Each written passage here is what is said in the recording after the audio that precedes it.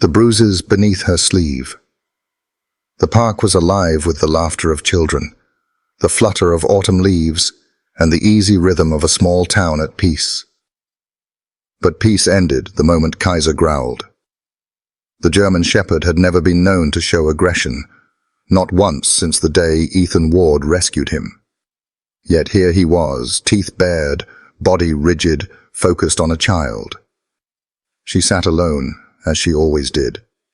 A little girl with eyes too heavy for her age, her sleeves pulled low as if hiding something from the world. Gasps rose from the crowd. Some stepped forward to shield their own children. But this girl did not cry. She did not run. Instead, she lifted her arms slowly, pointed at Kaiser, and whispered, "He knows." And when her sleeve slipped back, the whispers stopped, because on her pale skin were bruises shaped like fingers, marks no playground could give. That single moment bound together a haunted man, a broken child, and a dog who refused to ignore what others chose not to see. Redwood Grove had a way of moving slowly, as if time itself respected the rhythm of the town. Nestled between the low ridges of northern Appalachia and framed by forests that blushed orange and gold each autumn, it was the kind of place where people still waved to strangers, and news traveled faster over coffee counters than through headlines. On weekends, especially in October, the heart of the town beat inside its public park. The park was no grand thing, just a sweep of grass, a playground, a scattering of benches under weathered oaks. Yet for the people of Redwood Grove, it was enough. Mothers pushed strollers along cracked pathways, their conversations drifting into the crisp air. Old couples occupied the benches near the pond, tossing breadcrumbs to ducks that paddled without urgency. Children shouted at one another over who got the last turn on the swing set. Laughter carried, mixing with the rustle of leaves that spiraled downward, like confetti released from the hand of some unseen giant. That Saturday afternoon, the park shimmered in its usual way. Ordinary, safe, predictable. And for a man like Ethan Ward, that was a gift. After years of patrols in deserts half a world away, after months of carrying scars he didn't let anyone see, ordinary felt like oxygen. He walked the perimeter of the park at an unhurried pace, his police uniform neat but not stiff, the weight of his duty belt a familiar anchor at his waist. Beside him padded Kaiser, his German Shepherd, coat glinting under the pale sun. Kaiser wasn't just a dog. He was a partner, a survivor, a retired canine whose record once included drug busts, rescue missions, and nights spent in dangerous alleys where a single bark could change the outcome of an entire operation. Now, in Redwood Grove, Kaiser lived a quieter life, though anyone watching him move could still see the soldier beneath the fur. His steps were precise, his ears alert even when his posture appeared relaxed. He glanced often at Ethan as they walked, as if checking that the man beside him was steady, present, breathing.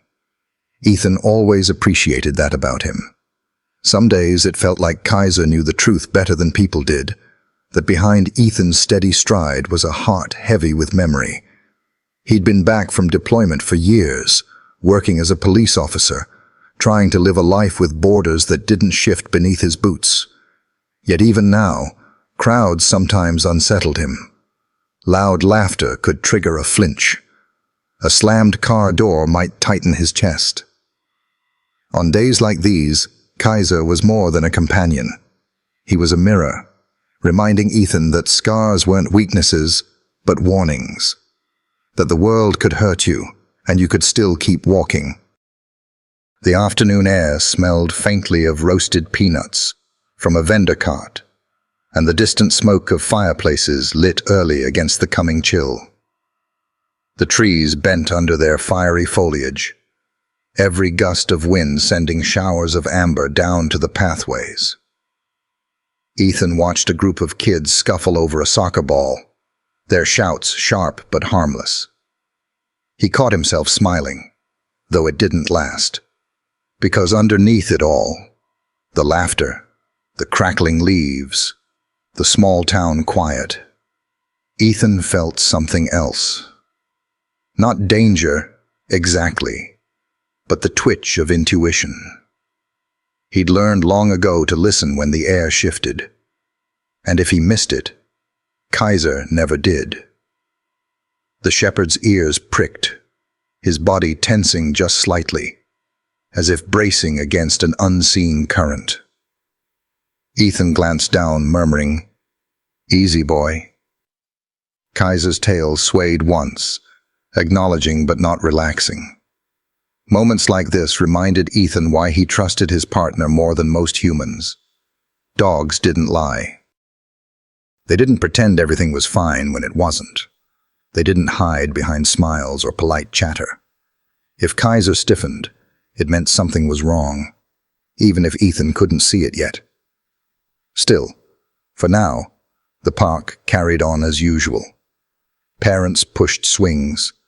The old men at the chess tables argued over the legality of a move, and the teenage couple near the fountain shared headphones, lost in a world only they could hear. Life moved forward, oblivious to the shadows tucked beneath sleeves or the secrets swallowed behind tight lips. For Ethan, walking through this scene was both duty and solace. Duty, because he was in uniform, because he was sworn to keep his community safe.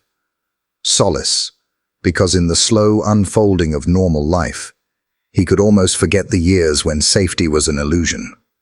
Kaiser trotted ahead a few steps, nose testing the air, before returning to Ethan's side. His movements were fluid, purposeful, like a soldier never truly dismissed from duty.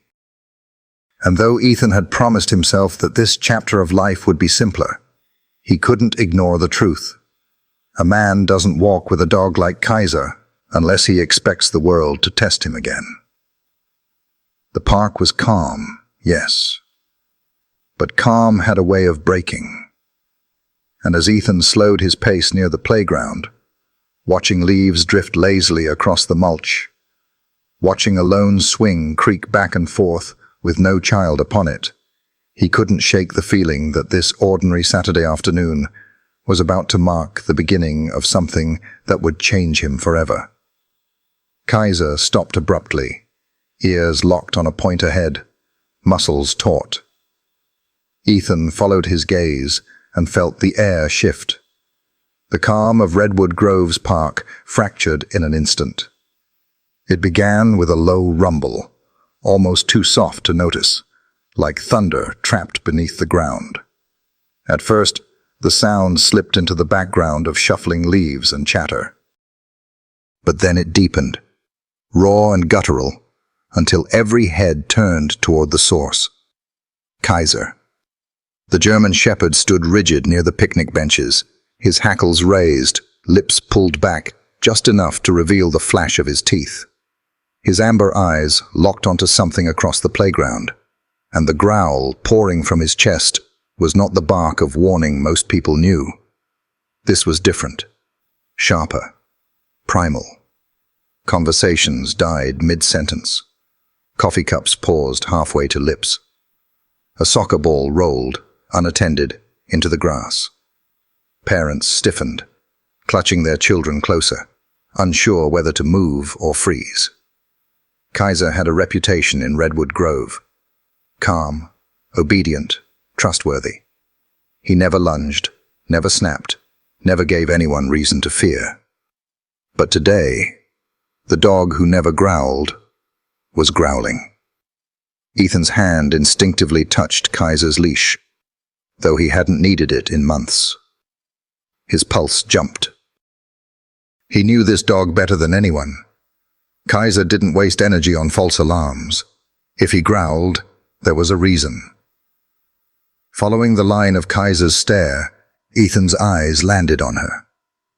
A girl sat alone on the farthest swing, her small frame swallowed by an oversized hoodie. She looked no older than 8, her legs dangling, sneakers scuffing lazy arcs in the dirt. Her hood was pulled forward, shadows hiding half her face, but strands of dark hair slipped free in the autumn breeze. She wasn't new. Ethan realized he'd noticed her before. Always alone on weekends. Always tucked into that swing as if it belonged only to her. He had thought little of it. Children wandered. Children played. But now, under Kaiser's unyielding growl, everything about her seemed sharp, weighted. The air thickened. A murmur rippled through the crowd. "What's wrong with him?" someone whispered. "Get your dog," a father barked, shielding his toddler. "Is he dangerous?" Ethan raised his hand, steady and calm. But inside his chest the familiar weight of adrenaline pressed hard. He commanded sharply, "Kaiser, down!" But Kaiser didn't move. His growl only lowered, more deliberate, the sound vibrating through the ground like a current. His gaze never wavered from the girl. And the girl, she did not scream. She did not hide behind an adult or shrink into her hoodie. She simply looked back. Slowly, deliberately, she lifted her head, revealing a pair of grey-blue eyes that held none of the panic swirling around her. Eyes too old for her face, eyes that had seen more than children should. She met Kaiser's stare without blinking, without fear. Then, with a small, trembling hand, she pointed at him. Just one finger extended, fragile as a branch in winter. The crowd gasped. A mother pulled her child behind her. Someone muttered, "She's provoking him." But Ethan saw it wasn't provocation. It wasn't defiance. It was recognition. The girl's lips parted, and in a whisper, barely audible, she spoke. "He knows." The words cut through the air, sharper than the growl. A woman near the swing caught them first, her eyes widening as she repeated them under her breath. Soon, the murmurs spread. "He knows. He knows." Ethan's throat tightened. He glanced at Kaiser, and for the briefest second, he thought he understood. Because Kaiser's growl wasn't aggressive. It was a warning, not aimed at her, but for her. The girl lowered her hand, resting it on her lap again, her gaze never leaving Kaiser's. Around them, the park pulsed with confusion, but she and the dog seemed locked in a silent exchange. Something unspoken bridged the space between them, heavy and undeniable. Ethan felt the prickle of unease crawl up his spine. He'd seen combat zones where silence carried more danger than bullets, moments where intuition screamed louder than orders, and this felt like that. He stepped forward, trying to diffuse the tension. "It's all right," he said, projecting calm into the crowd. "He's trained. He's not going to hurt anyone." But his own voice sounded hollow against the echo of Kaiser's growl. The girl didn't flinch, didn't cry, didn't even look at Ethan. Her focus was entirely on Kaiser, as though she could see something inside him no one else could. And Kaiser, Ethan noticed the shift. The rigid stance softened. The snarl eased. His growl cracked into a whimper, low and mournful. Slowly, deliberately, he lowered his body to the ground, sitting back on his haunches, but keeping his gaze fixed on the girl. His ears twitched forward, alert, but no longer aggressive. The park exhaled as if it had been holding its breath. Children whispered, parents relaxed slightly, but didn't step closer. Ethan crouched beside Kaiser, his hand brushing the thick fur along the dog's neck. "What is it, boy?" he murmured. But Kaiser's attention never broke. And Ethan knew deep down this was not random. The girl's whisper lingered like smoke in his mind. He knows. But what did Kaiser know? What had he seen in her that sparked such a primal reaction? Ethan's eyes returned to the swing. The girl sat as still as stone, her oversized sleeves falling past her wrists, hiding her small hands.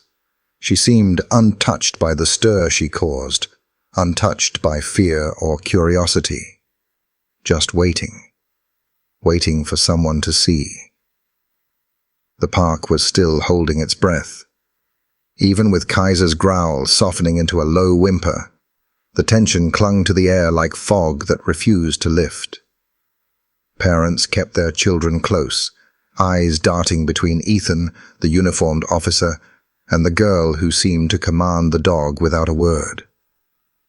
Ethan rose slowly, hands open, voice steady. "It's all right, folks," he said, the calm in his tone more deliberate than natural. "Everything's under control." But his pulse was far from steady. He had lived through too many nights where silence broke into chaos without warning, and he could feel that same electricity in his bones now. Kaiser was no ordinary dog, and this wasn't ordinary behavior. He guided the shepherd a step forward, careful not to tug too sharply on the leash. Kaiser followed willingly, posture lowered, but gaze unwavering. His eyes never left the girl. Ethan stopped a few feet away, crouching, so his presence wouldn't tower over her. "Hey there," he said quietly. "You okay?" The girl didn't answer. She sat on the swing with her sneakers brushing slow arcs into the dirt, her gaze still fixed on Kaiser. The chains creaked softly as the swing shifted beneath her small frame. Ethan waited. In his years of service, both overseas and back home, he'd learned that silence often spoke louder than words. Pushing too hard only made walls higher. Finally, she glanced at him, just once. Her eyes were startling, gray-blue, pale as winter morning skies, but weighted with something far too heavy for a child. She didn't speak, didn't move. And then it happened. As she adjusted her hands in her lap, the sleeve of her oversized hoodie slipped back just an inch. The movement was small, almost imperceptible, but Ethan's breath caught in his throat. On her pale forearm, stark against the skin, were the outlines of bruises. Not the scattered scrapes of playground falls or the clumsy marks of a tumble from a bike. These were different, dark, deliberate, finger-shaped, as though someone had gripped her too tightly, too often. Ethan's chest tightened. The air around him seemed to dim, the chatter of the crowd fading into nothing but the thud of his heartbeat. He'd seen bruises like those before, on soldiers, on victims, on people who had run out of places to hide. And in that moment, he understood why Kaiser had reacted. The dog shifted closer, lying down at the girl's feet, his body angled protectively, as though shielding her from the world. The whimper in his throat eased, replaced by a steady silence that felt like a vow. The girl didn't flinch at the contact. In fact, her hand slid almost naturally to rest on Kaiser's head, fingers brushing through his fur, like they had always belonged there. For the first time, the corners of her lips softened, not a smile, not relief, but something quieter, a recognition. Ethan saw it then, as clear as the bruises on her arm. They knew each other's language. Kaiser had carried his own scars, long months of rehabilitation after being pulled from a training program that treated dogs like machines. He had flinched at sudden movements, cowered from raised voices, stared at walls, as if seeing ghosts no one else could. Ethan had spent nights coaxing him into the light, proving slowly, patiently, that not every hand brought pain. And now, here was this child, silent, bruised, meeting Kaiser's eyes with the same look Ethan remembered from those long nights. The look of someone who had survived more than they could explain. It was as though dog and child saw through the surface straight to the fracture lines no one else could. "Sweetheart," Ethan murmured, forcing his voice to stay even. "Do you have someone here with you? A parent? A guardian?" She didn't answer, just stared down at Kaiser, her small hand steady on his head. The crowd began to disperse, the initial panic fading into uneasy whispers. Parents led their children away, shaking their heads, muttering about dangerous dogs and strange little girls. But Ethan barely heard them. He kept his eyes on the child, memorizing the details. The way her hoodie sleeves were always too long, the way her body shrank into the swing like she was trying to disappear, and those bruises, raw and undeniable, burned into his mind. He wanted to ask her name. He wanted to demand answers. But instinct told him not to. Not yet. Pushing too soon could shatter the fragile thread Kaiser had woven between them. The girl lifted her head again, just slightly, her grey-blue eyes flicking toward him, before returning to the shepherd. In that single glance, Ethan felt it. The buried grief, the quiet plea, the warning wrapped in silence. He stood slowly, giving her space. "We'll be around," he said softly, though he wasn't sure if she heard or if she cared. Kaiser stayed a moment longer, eyes locked with hers, before finally rising at Ethan's side. But as they walked away, Ethan glanced back. The girl was still on the swing, sleeves pulled down again, staring into the distance as though nothing had happened. But Ethan knew better. You don't unsee bruises shaped like fingers. You don't forget the sound of a dog growling not at danger, but at truth. By the time he reached the edge of the park, his hands had curled into fists at his sides. He told himself to let it go, that it wasn't his place. Yet in the hollow of his chest, something twisted, sharp, and insistent. He would not forget her. And as the autumn leaves spiraled down onto the empty pathways, Ethan realized he couldn't forget if he tried. By the following weekend, Redwood Grove's park had settled back into its familiar rhythm. Parents carried picnic baskets, children clambered over the jungle gym, and the fountain in the center gurgled its same tired song.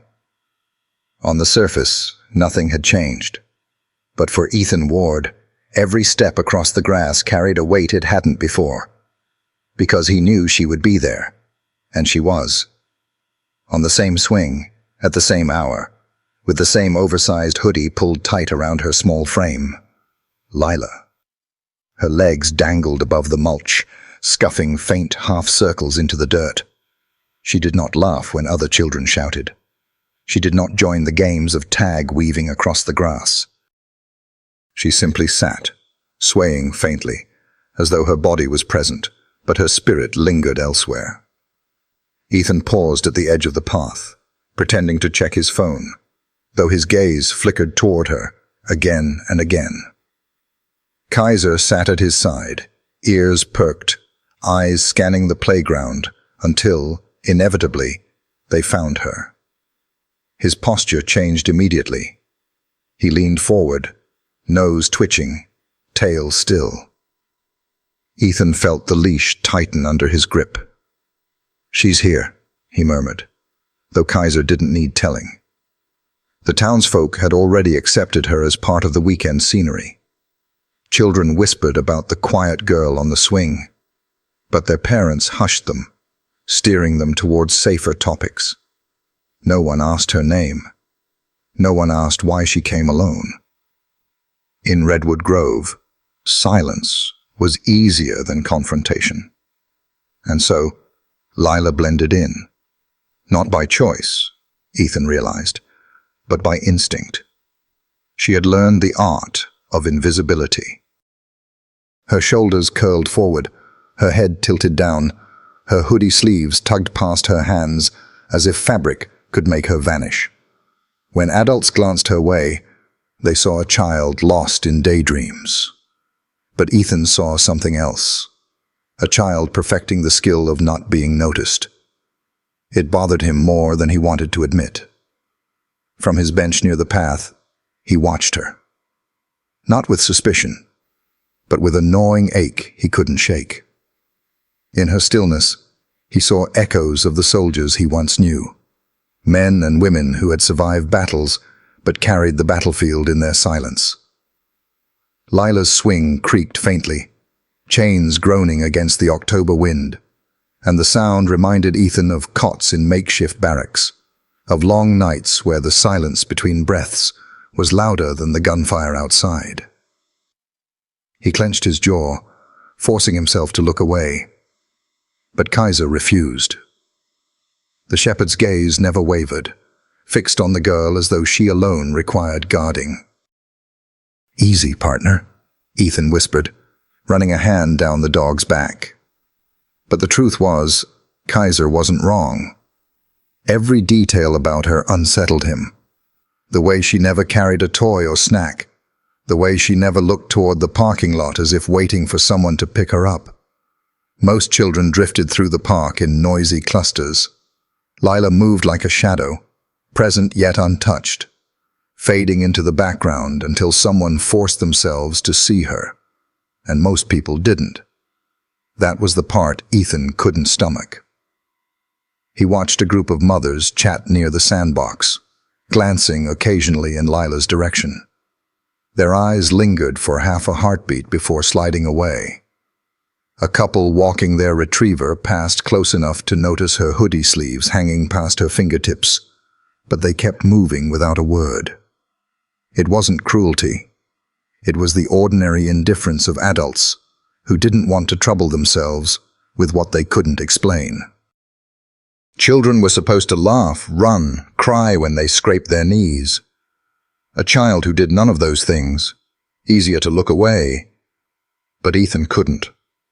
He remembered the bruises, the faint whimper that had cracked through Kaiser's growl, the moment when the girl's fragile hand had pointed and whispered, "He knows." And he knew too. The sun dipped lower, casting long shadows across the playground. Children drifted home one by one, their laughter trailing behind them. Lila stayed, her swing swaying gently, her sneakers tracing circles in the dirt that faded as quickly as they formed. She seemed untouched by time, as though she had been sitting there long before Ethan arrived, and would remain long after he left. Kaiser let out a low sigh, resting his head on his paws, but never taking his eyes off her. Ethan followed the line of the shepherd's gaze, his chest heavy. He wondered who she went home to. He wondered if anyone noticed whether she came back at night. He wondered what kind of world could bruise a child's arms and leave her in a park to disappear into silence. The thought made his fists clench against his thighs. Yet he stayed where he was, a silent observer on the edge of her fragile orbit. He didn't approach, not yet. He told himself he was giving her space. But deep down, he knew it was fear. Fear of breaking something delicate. Fear of stepping too far into a truth he wasn't ready to face. The swing creaked again. The hoodie shifted in the wind. Lila lowered her head further, disappearing inside the fabric. And Ethan Ward, a man who had faced mortar fire and midnight raids, sat frozen on a park bench, unsettled by the quiet presence of a child who had mastered the art of vanishing. The October sun had slipped low, draping the park in a copper glow. From his bench, Ethan watched Lila's swing move in its small, almost mechanical rhythm. She didn't kick her legs like other children. She didn't try to fly higher into the air. She simply swayed back and forth, her eyes hidden beneath the shadow of her hood. Every so often, she looked up, but never at people. Her gaze drifted to the treetops, to the distant fountain, anywhere but the human faces around her. When someone walked close, her shoulders folded inward, her head bowed lower. It was a language Ethan recognized, though he hadn't wanted to admit it until now. Survival silence. He'd seen it before. In barracks after a bombing. In hospitals where soldiers lay with thousand-yard stares. In refugees who flinched at every sharp sound. It was the silence of people who had learned that speaking invited danger, that drawing attention could mean punishment. And now, here it was, etched into the small frame of a girl on a swing. Kaiser shifted beside him, letting out a breath that sounded too much like a sigh. Ethan glanced down, his hand brushing the shepherd's fur. He remembered the first time he saw that same silence in Kaiser's eyes. It had been nearly 2 years earlier, in a concrete kennel behind a shuttered training facility 2 counties over. Officially, the program was meant to prepare K-9s for police work. In reality, it had been a brutal regimen run by men who believed fear made better soldiers than trust. When Ethan walked through that dim corridor, the smell of bleach and damp fur stung his nose. Barking echoed against the walls, frantic and desperate, until he reached the last cage. The shepherd had been crouched in the corner, ribs showing, fur matted, a chain biting into the skin around his neck. When Ethan approached, Kaiser didn't bark or lunge like the others. He simply froze, body rigid, eyes wide with a warning Ethan knew all too well. Don't come closer. When the handler had tried to drag him out with a choke collar, Kaiser had collapsed rather than fight, his body trembling, refusing to trust the hands that reached for him. Ethan remembered kneeling down, speaking softly, ignoring the handler's curses. He had slid a hand through the bars, palm open, fingers still. For a long time, nothing happened. Then, slowly, cautiously, Kaiser had pressed his nose into Ethan's palm, as if testing whether this one would hurt him too. That moment had branded itself into Ethan's memory. It was the first time he had seen his own reflection in an animal's eyes. The same mistrust, the same scars, invisible to the rest of the world.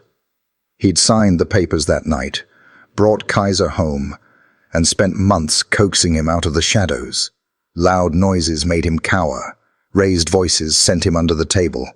The sight of a leash made him shake. It had taken patience, long nights, and more silence than words, but eventually Kaiser learned again that not every hand was cruel. Now, as Ethan watched Lila from across the playground, he felt that same recognition stir in his chest. The way she flinched when someone laughed too loud. The way she never met eyes, as though eye contact was a trigger. The way she sat small, folded into herself, trying to disappear. She was living in the same cage Kaiser had once known, only hers had no bars. Ethan leaned forward on the bench, elbows on his knees, staring down at his boots. He tried to convince himself that maybe he was reading too much into it, that children were different, that some were simply shy.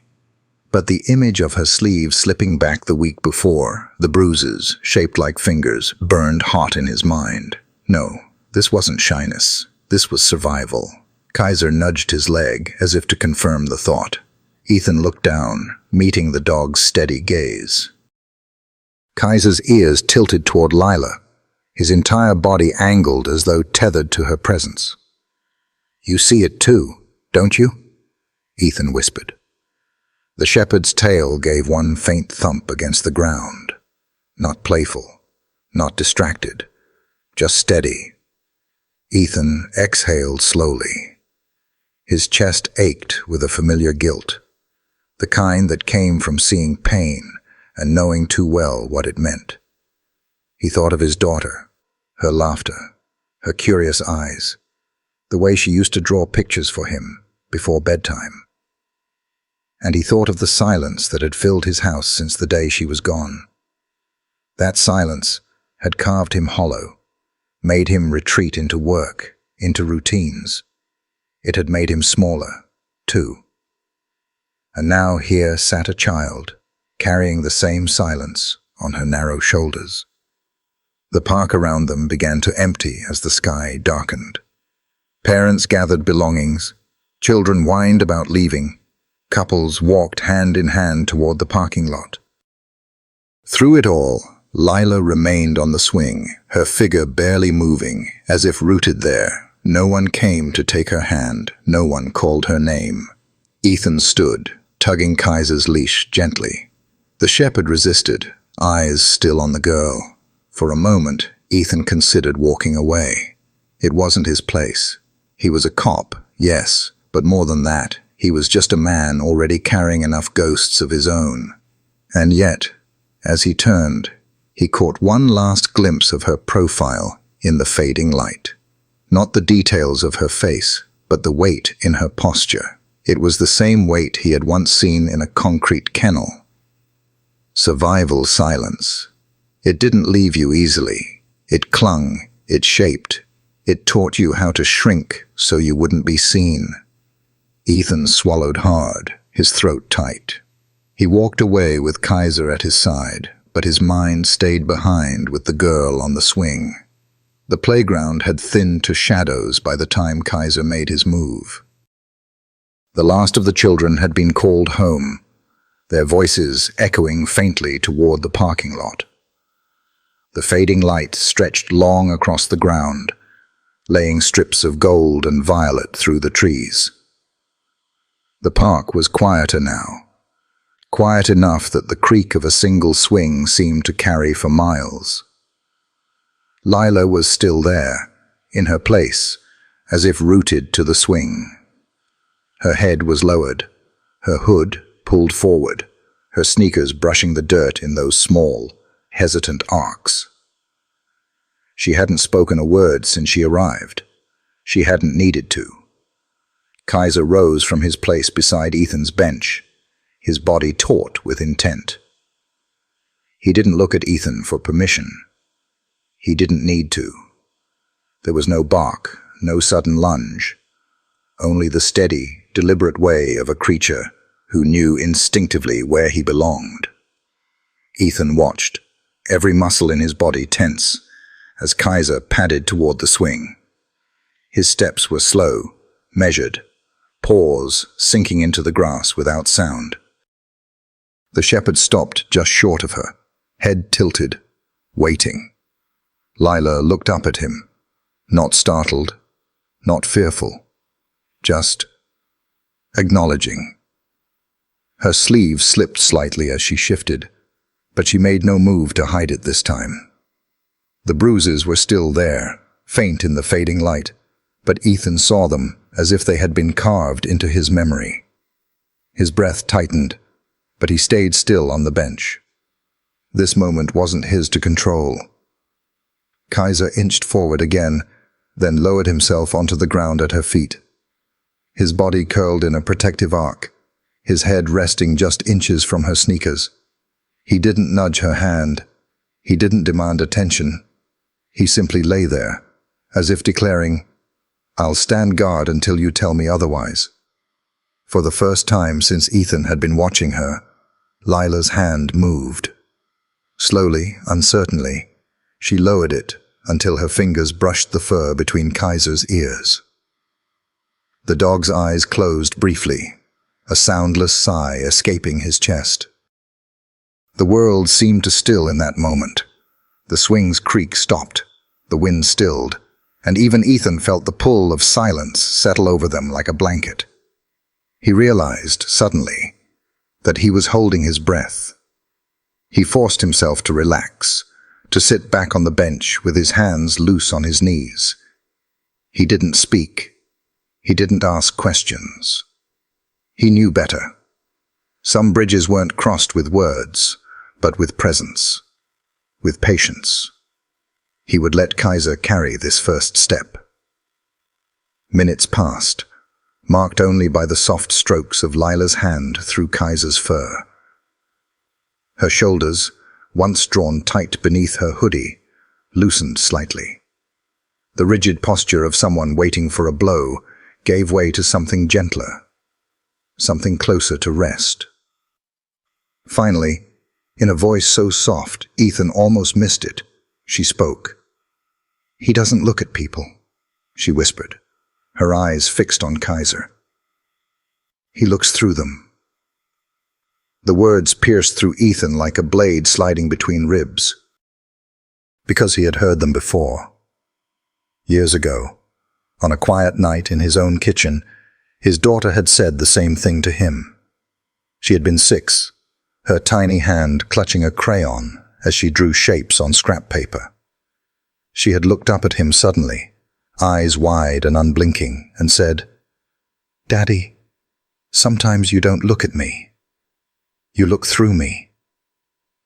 The memory struck so hard, he almost rose from the bench.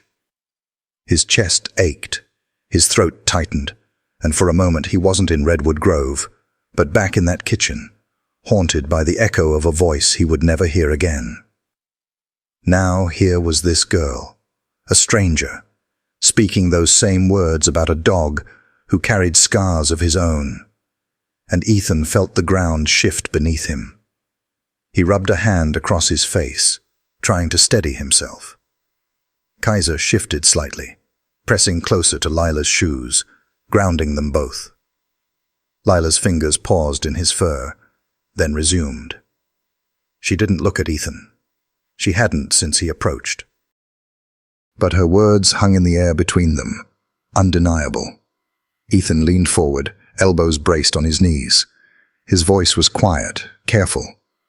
"He's been through a lot," he said. "Sometimes it changes the way you see people." Lila didn't answer, but she didn't pull away either. And Ethan understood. This wasn't about explanations. It was about recognition, about the unspoken truth that those who had been hurt carried the same language in their silence. The park grew darker. The lamps along the path flickered on, casting halos of light across the benches. Still, neither Lila nor Kaiser moved. Ethan stayed, watching, unwilling to break what fragile thread had been tied between them. At last, Lila withdrew her hand, tucking it back into the sleeve of her hoodie. But when she did, Kaiser didn't shift away. He remained at her feet, eyes half closed, as though he had claimed his place and would not surrender it. Ethan stood, his knees stiff, the weight of the moment pressing on him. He cleared his throat softly. "We'll be around," he said, though he wasn't sure if she heard or cared. Her head tilted slightly, but she made no reply. Ethan gave Kaiser a quiet command. The shepherd rose reluctantly, casting one last glance at Lila before returning to his handler's side.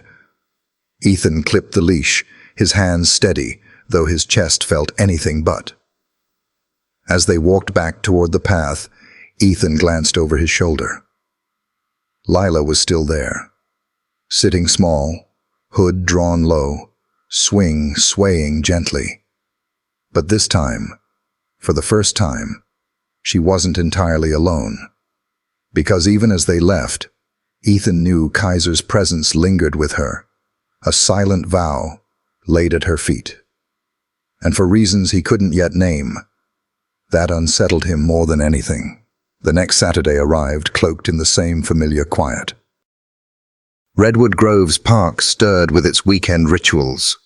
Strollers wheeling across the gravel paths, teenagers skating too fast near the fountain, old men arguing at the chess tables with voices that carried across the lawn.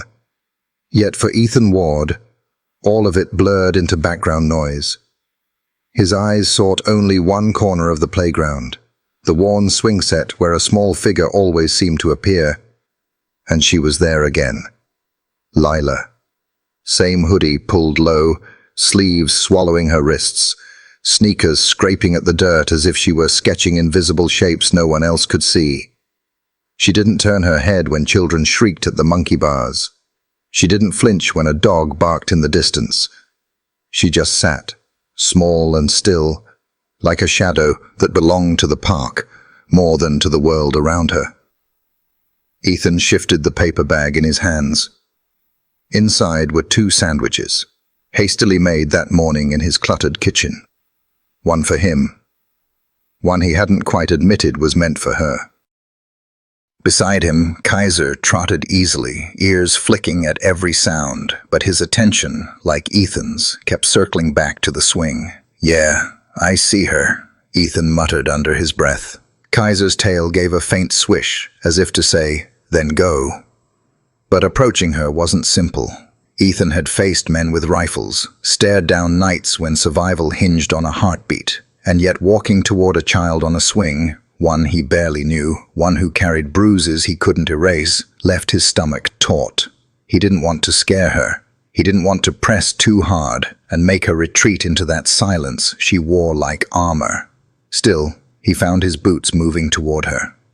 When he reached the swing set, he stopped a careful distance away, crouching down so he wouldn't loom. Kaiser sat obediently at his side, tail brushing the ground in slow rhythm. "Hey," Ethan said softly. Lila didn't respond. Her eyes stayed fixed on the dirt beneath her shoes. Ethan hesitated, then lifted the bag and pulled out the sandwiches.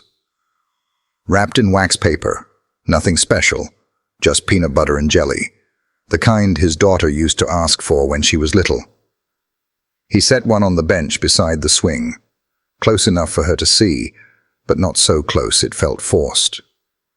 "I made too many this morning," he said, the lie slipping out more naturally than he expected. Figured Kaiser wouldn't mind sharing, but he's not great with bread.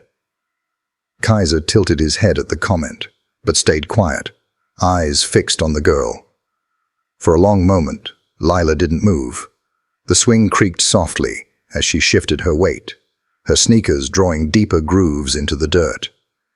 Ethan felt the weight of silence pressing down on them, heavier with each second that passed. Then, so small he almost missed it, her hand slid from her sleeve, reached for the sandwich, and pulled it into her lap. She didn't thank him. She didn't meet his eyes. But she didn't push it away either. Ethan lowered himself onto the nearby bench, unwrapping his own sandwich. He didn't speak again. Words weren't what she needed. He knew that from Kaiser, how the dog had relearned trust not through commands, but through quiet, steady presence. So he ate, slowly, without fuss. Kaiser stretched out between them, his head resting on his paws, eyes flicking back and forth as if monitoring a fragile ceasefire. Minutes passed in silence. Lila unwrapped her sandwich with careful, mechanical movements, like she was afraid it might vanish if she touched it too quickly. She took a small bite, chewed, and lowered her head again. Ethan kept his gaze on the horizon, resisting the urge to watch her too closely. He remembered the advice someone had once given him during his deployments. Sometimes the best way to help is to be there, not to fix. When he risked a glance, he saw it. Not a smile, not even a laugh. Just the faintest curl at the corner of her lips as she took another bite. So fleeting he might have imagined it, but it was there. Something inside him loosened. It wasn't a triumph. It wasn't a relief. It was something quieter, something he hadn't felt in years, a fragile thread of connection. The kind you didn't demand but stumbled upon, like finding light seeping through a crack in the wall you thought would never open. He swallowed the lump in his throat and looked down at Kaiser. The shepherd's eyes met his, steady and knowing, as if to say, "This is how it begins." The rest of the park moved on around them, parents calling their kids, joggers circling the path, the fountain burbling in its endless rhythm. But for Ethan, the world had narrowed to 3 figures: a scarred dog, a broken child, and himself, sharing silence over peanut butter and jelly. And in that silence, something unspoken shifted. The sandwiches had long been eaten, their wax paper wrappers folded neatly on the bench. But the silence remained. Not an uncomfortable silence, something steadier, like the hush that follows a storm, where the air is fragile but honest. Ethan sat with his elbows on his knees, watching the horizon where the last streaks of orange melted into deepening blue. Kaiser sprawled between him and the swing, tail curled, ears twitching at every sound. Lila sat with her hands folded in her lap, gaze fixed on the dirt. For a while, Ethan thought that was all there would be. Just this quiet companionship, the kind that spoke more than words. But then, without warning, she spoke. Her voice was soft, flat, almost mechanical, like someone reciting a line they'd repeated too many times in their head. "When he's home," she whispered, "I stay small." The words hung in the air, fragile yet heavy. Ethan froze, unsure if she meant to be heard. Kaiser's ears pricked instantly, his head lifting, eyes narrowing as if he understood more than a dog should. Ethan didn't move, didn't push. He knew the weight of first words like these. They weren't meant to be interrogated. They were dropped like stones into water, and all you could do was let the ripples spread. Lila's fingers fidgeted with the fraying hem of her hoodie. "Small is safe," she added after a long pause. "If you stay small, he doesn't see you." Ethan felt something clench hard in his chest. He kept his voice level, careful. "Who doesn't see you?" She shook her head. "Doesn't matter." Kaiser gave a low rumble in his throat. Not a growl this time, but a sound of warning, protective and raw. His body shifted closer to her feet, as though placing himself between her words and the world. Lila reached down, absently resting her hand on his head. "He knows," she murmured, repeating the phrase from before. "Kaiser knows." Ethan swallowed. His instincts screamed to demand details, names, addresses, proof, but he forced himself to stay still. She wasn't ready. And he couldn't risk shattering the fragile thread she'd begun to unravel. Instead, he said softly, "Kaiser's a good listener." For the first time, the faintest flicker of curiosity passed across her face.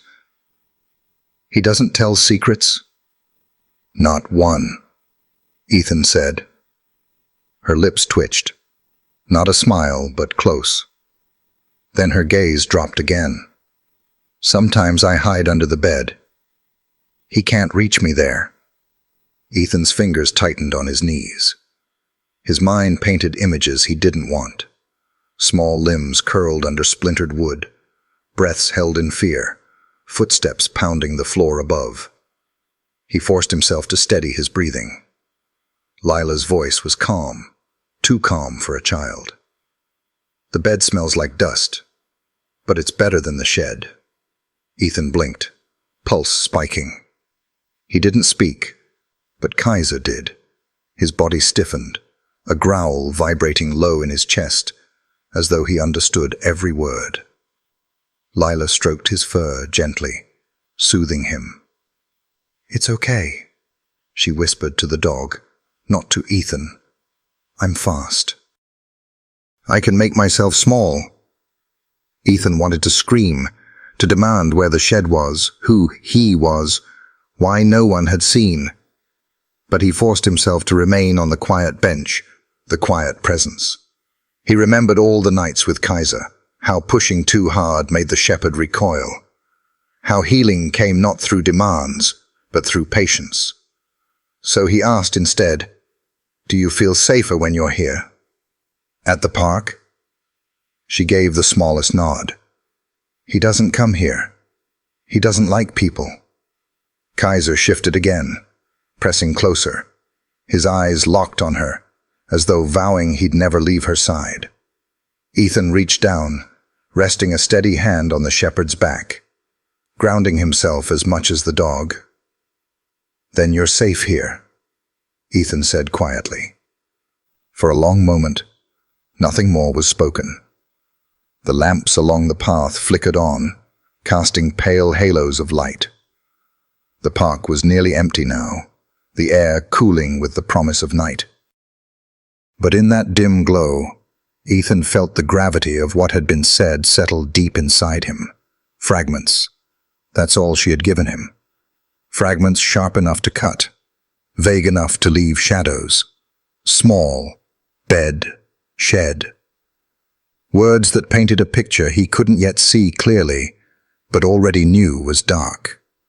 He wanted to reach out, to tell her she didn't have to stay small anymore, that she deserved to be seen. But he knew those words might bounce off walls too thick for now.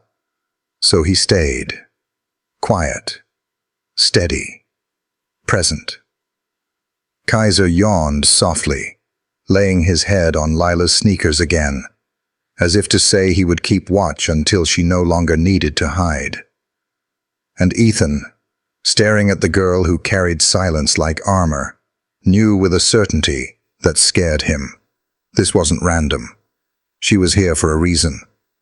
And Kaiser, scarred, broken, rebuilt, had recognized her because she carried the same weight he once did.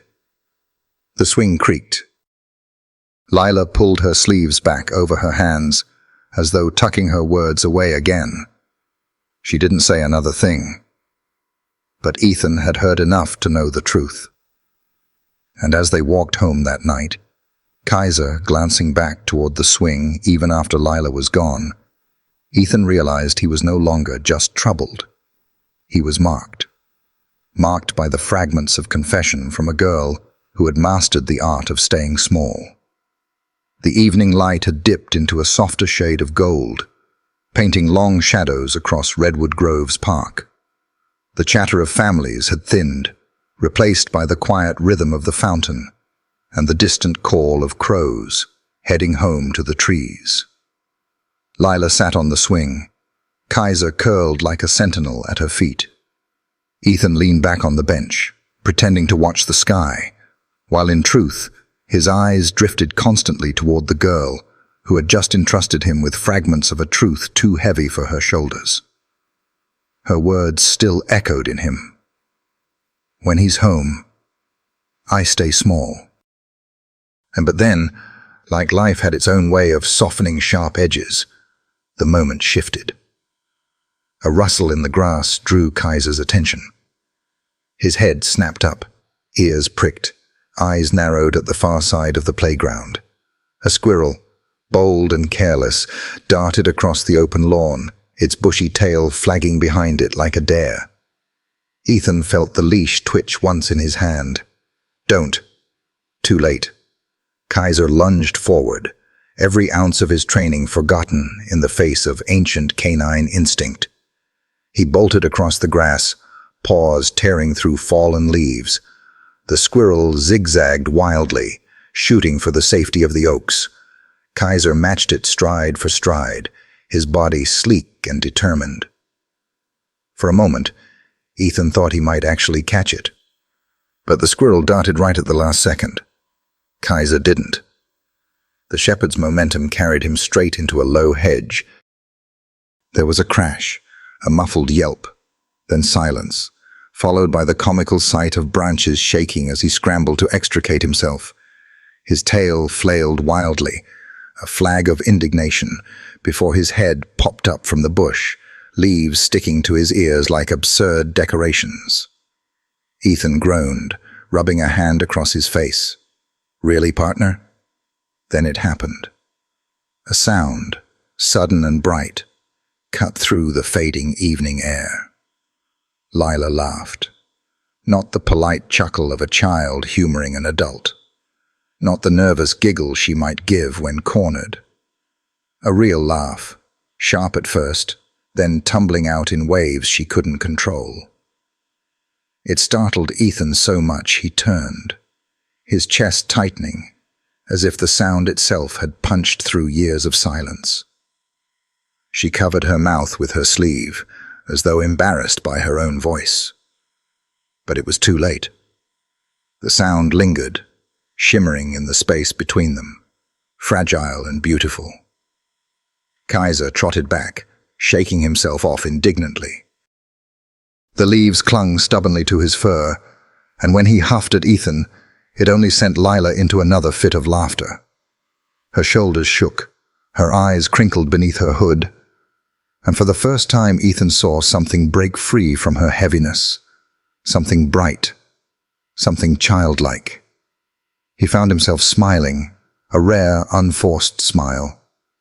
He hadn't realized how much he missed the sound of a child laughing, how deeply it pulled at the hollow space carved in him since his daughter's passing. He wanted to capture it, hold it, never let it go. "You think that's funny, huh?" Ethan said gently, watching Lila's sleeve-covered hand drop just enough to reveal the hint of a grin. She didn't answer, but the spark in her eyes said enough. Kaiser, oblivious to his role in the miracle, sat down heavily at her feet, tail thumping against the ground. He looked up at her with the solemn dignity only a shepherd could muster, as though his pratfall had been intentional, a gift. Lila reached down, brushing leaves from his ears, still stifling small bursts of laughter. Ethan sat back, letting the moment wash over him. In the middle of all the weight, the bruises, the silence, the fragments of terror, this tiny spark of joy had slipped through. And it was enough to remind him that healing never arrived in thunderclaps. It came in whispers, in bursts, in laughter bubbling out of a child who had forgotten how to laugh. The swing creaked as Lila leaned forward, her fingers buried in Kaiser's fur. The shepherd leaned into her touch, eyes soft, tail wagging slow. She still hadn't spoken another word, but she didn't need to. Her laughter had said everything. Ethan's throat tightened. He had no illusions. The road ahead would be long, lined with shadows darker than this park at dusk. But tonight he had heard proof that light still lived inside her, waiting for the right crack to shine through. And for the first time in a long time, Ethan allowed himself to believe that maybe, just maybe, he had a place in helping her find it. The squirrel, forgotten now, vanished into the trees. The lamps along the path buzzed faintly to life. Parents called their children from across the lawn, their voices blending into the evening chorus. But Ethan barely heard them. He sat there, listening instead to the faint afterglow of Lila's laughter, carrying it with him like a lantern against the dark. The park was quiet that afternoon, quieter than usual. The air carried the warmth of late autumn, heavy with the scent of damp leaves and faint smoke from distant chimneys. Ethan sat on the same weathered bench, hands resting on his thighs, watching the swing set where Lila sat with Kaiser curled faithfully at her side. It had become routine now, 3 figures woven into the park's rhythm. Parents noticed them less. The murmurs of that first shocking encounter had faded into whispers, then silence, swallowed by the town's need for comfort. But Ethan's eyes never stopped searching. Every twitch, every flicker in Lila's expression felt like a page torn from a book no one else cared to read. That afternoon, the book opened wider.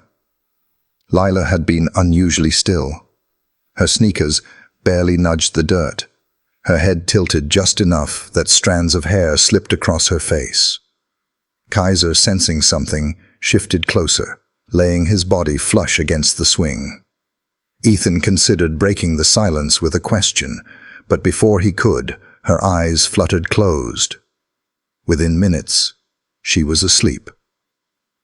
Her head slipped gently against Kaiser's shoulder.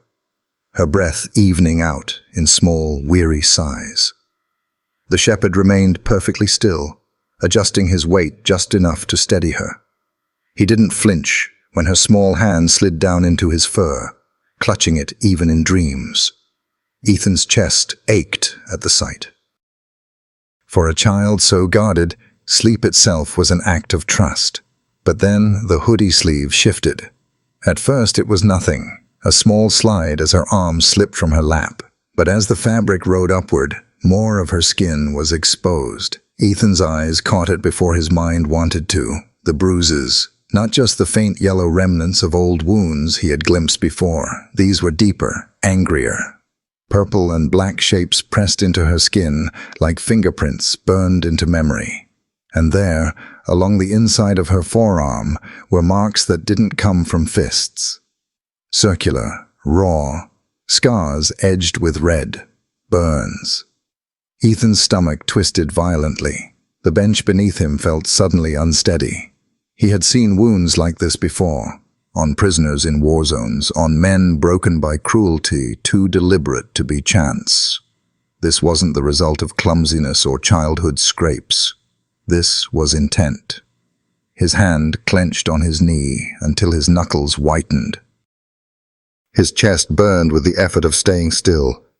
He wanted to scoop her up, shield her, rage against whoever had dared to do this. But Lila slept, her face soft for once, her breathing steady. To wake her with his anger would be another cruelty. Kaiser lifted his head. His amber eyes met Ethan's, and for a long, silent moment, man and dog simply stared at each other. The shepherd's gaze was unflinching, almost accusing, as if to say, "Do you see now? Do you understand?" Ethan exhaled shakily. Yes, he understood. This wasn't neglect. This was torture. The weight of it pressed down on him like a tide. His mind flashed with the words she had whispered days before.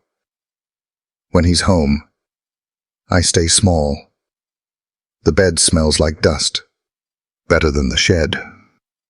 They had seemed like fragments then, haunting but incomplete. Now they formed a picture, cruel and undeniable. His breath stuttered, memories colliding in his chest. The war had shown him monsters, men who justified pain as training, as discipline, as survival.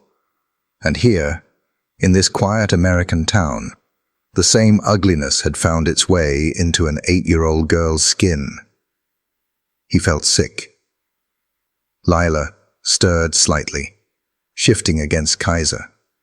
The sleeve slipped higher before settling back down. Ethan forced himself to look away, staring instead at the path winding through the park. His fists trembled on his knees. The urge to act was overwhelming.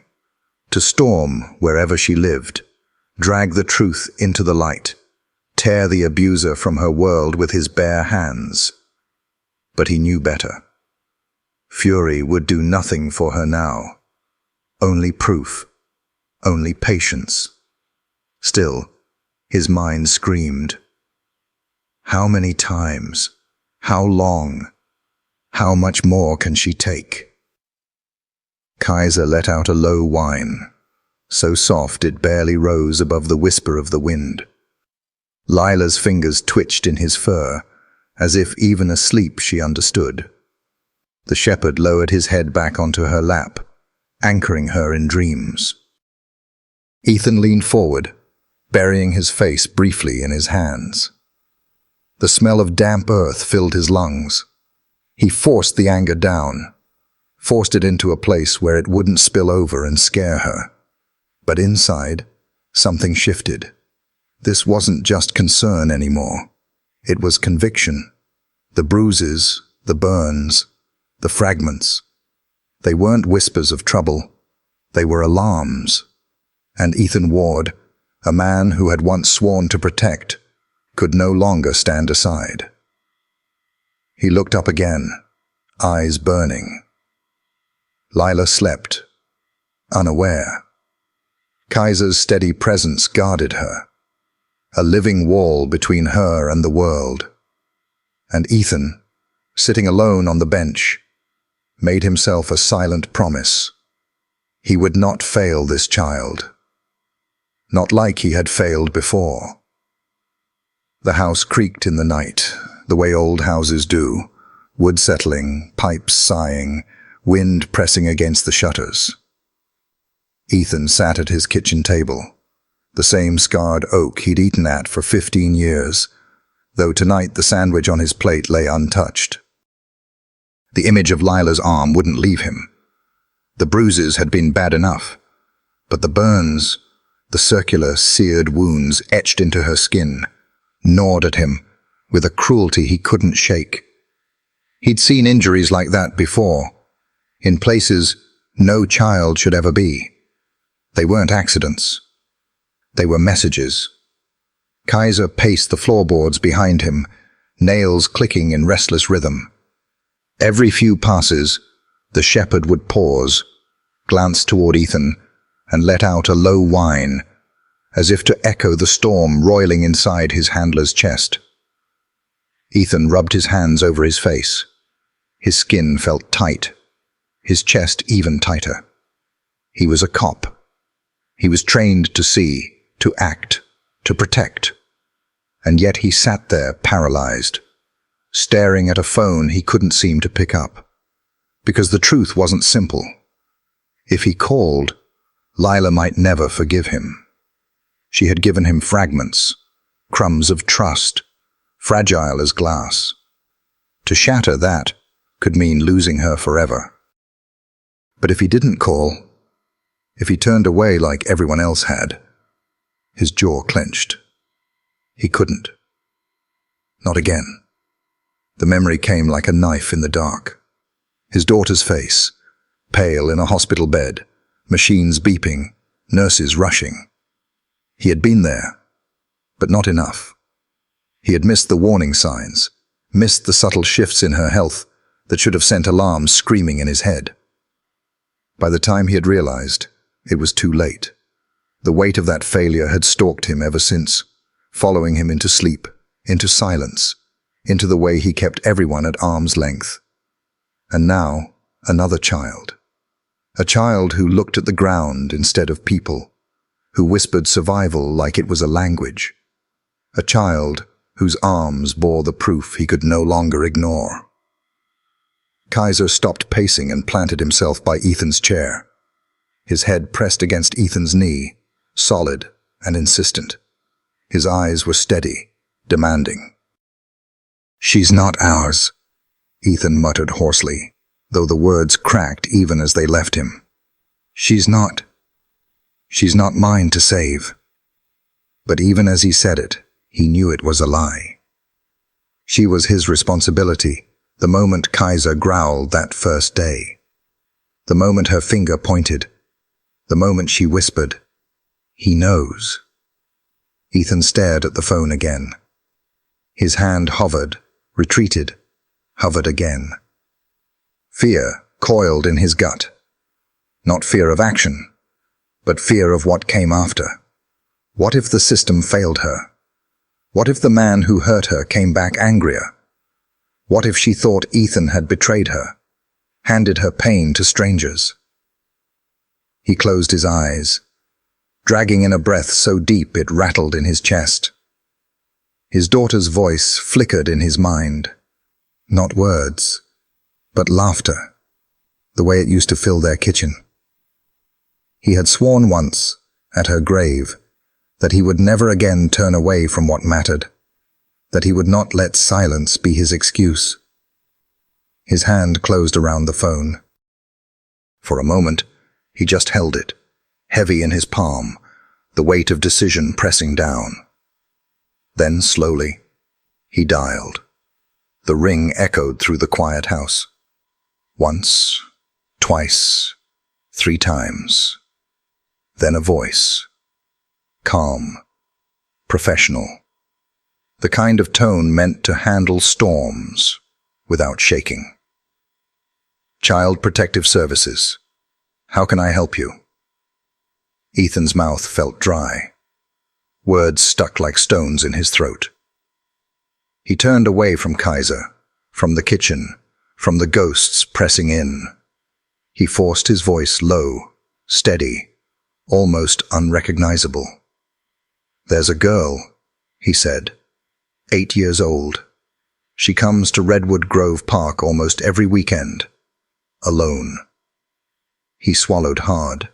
She might not be safe at home. The voice asked questions. Description, patterns, details. Ethan gave what he could, keeping his tone clipped, his name unspoken. He described her hoodie, her silence, the bruises he'd seen, the way she seemed to vanish during the week. He didn't mention the burns, though they burned in his mind. Saying it out loud might have broken him. "Can you tell us your name, sir?" the worker asked gently. Ethan's grip tightened on the phone. "No," he rasped. Just check. Please, just make sure." A pause. Then the voice replied, "We'll send someone. Thank you for calling."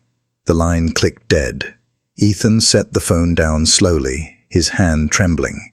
His stomach knotted, his chest ached, but beneath the storm was a hollow kind of relief. He had acted. Maybe not perfectly, maybe not bravely, but he had acted. Kaiser let out a soft whine and rested his head on Ethan's thigh. Ethan dropped a hand into the shepherd's fur, gripping it like a lifeline.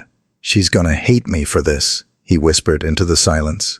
"But maybe she'll live because of it." The words hung in the air, heavy but necessary. For the first time in years, Ethan felt something he hadn't dared allow himself since his daughter's death. Not peace, not hope, just the faintest flicker of purpose. And in that flicker he made another promise. No matter what came next, he would not look away again. The next morning, Redwood Grove Park looked the same as it always did. Sunlight filtered through the maples, scattering patches of gold across the ground. Joggers traced the winding path, their earbuds in, their pace steady. Children shrieked at the playground, chasing each other across the slides and swings.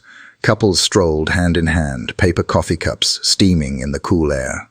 But for Ethan Ward, everything looked wrong. Because the swing at the far end of the park, the one that had become more than a piece of rusted chain and a plank of wood, was empty. No small figure in an oversized hoodie. No sneakers brushing the dirt in slow arcs. No silent presence that somehow carried more weight than the noise of the entire playground. Just emptiness. Kaiser knew it too. The shepherd pulled on the leash as they reached the swing set, his paws digging into the dirt with urgency. He circled the swing once, twice, nose low, sniffing the ground as though trying to summon her from the traces she'd left behind. Then he stopped, planted himself at the base of the swing, and sat heavily, eyes scanning the park with an intensity that made Ethan's chest ache. "She's not here, partner," Ethan murmured, though the words sounded hollow even to him. Kaiser didn't move. His tail lay still in the dirt, his ears forward, his body rigid, waiting.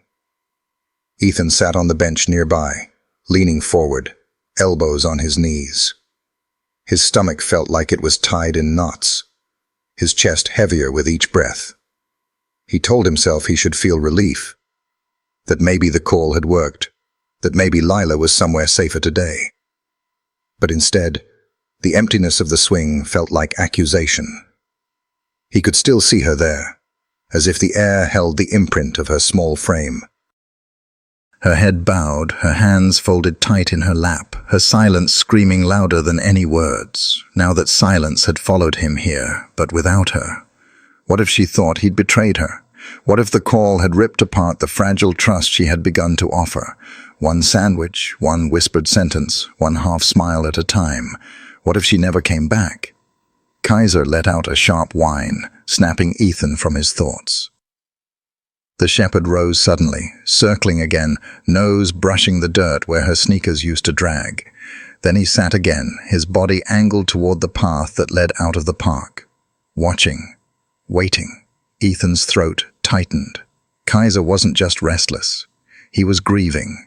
The dog had recognized something in Lila, something scarred and familiar. And now, with her absence, he was unsettled in a way Ethan had only ever seen when his partner had lost soldiers in the field. The bench creaked as Ethan leaned back, dragging a hand over his face. He remembered the sound of Lila's laughter just days ago, sharp and unexpected, spilling out when Kaiser had tumbled into the hedge. He remembered the fragments she'd whispered. Small is safe. Better than the shed. He remembered the bruises, the burns, the way her hand curled into Kaiser's fur even in sleep. All of it pressed against him now like a weight he couldn't shake. Did he save her?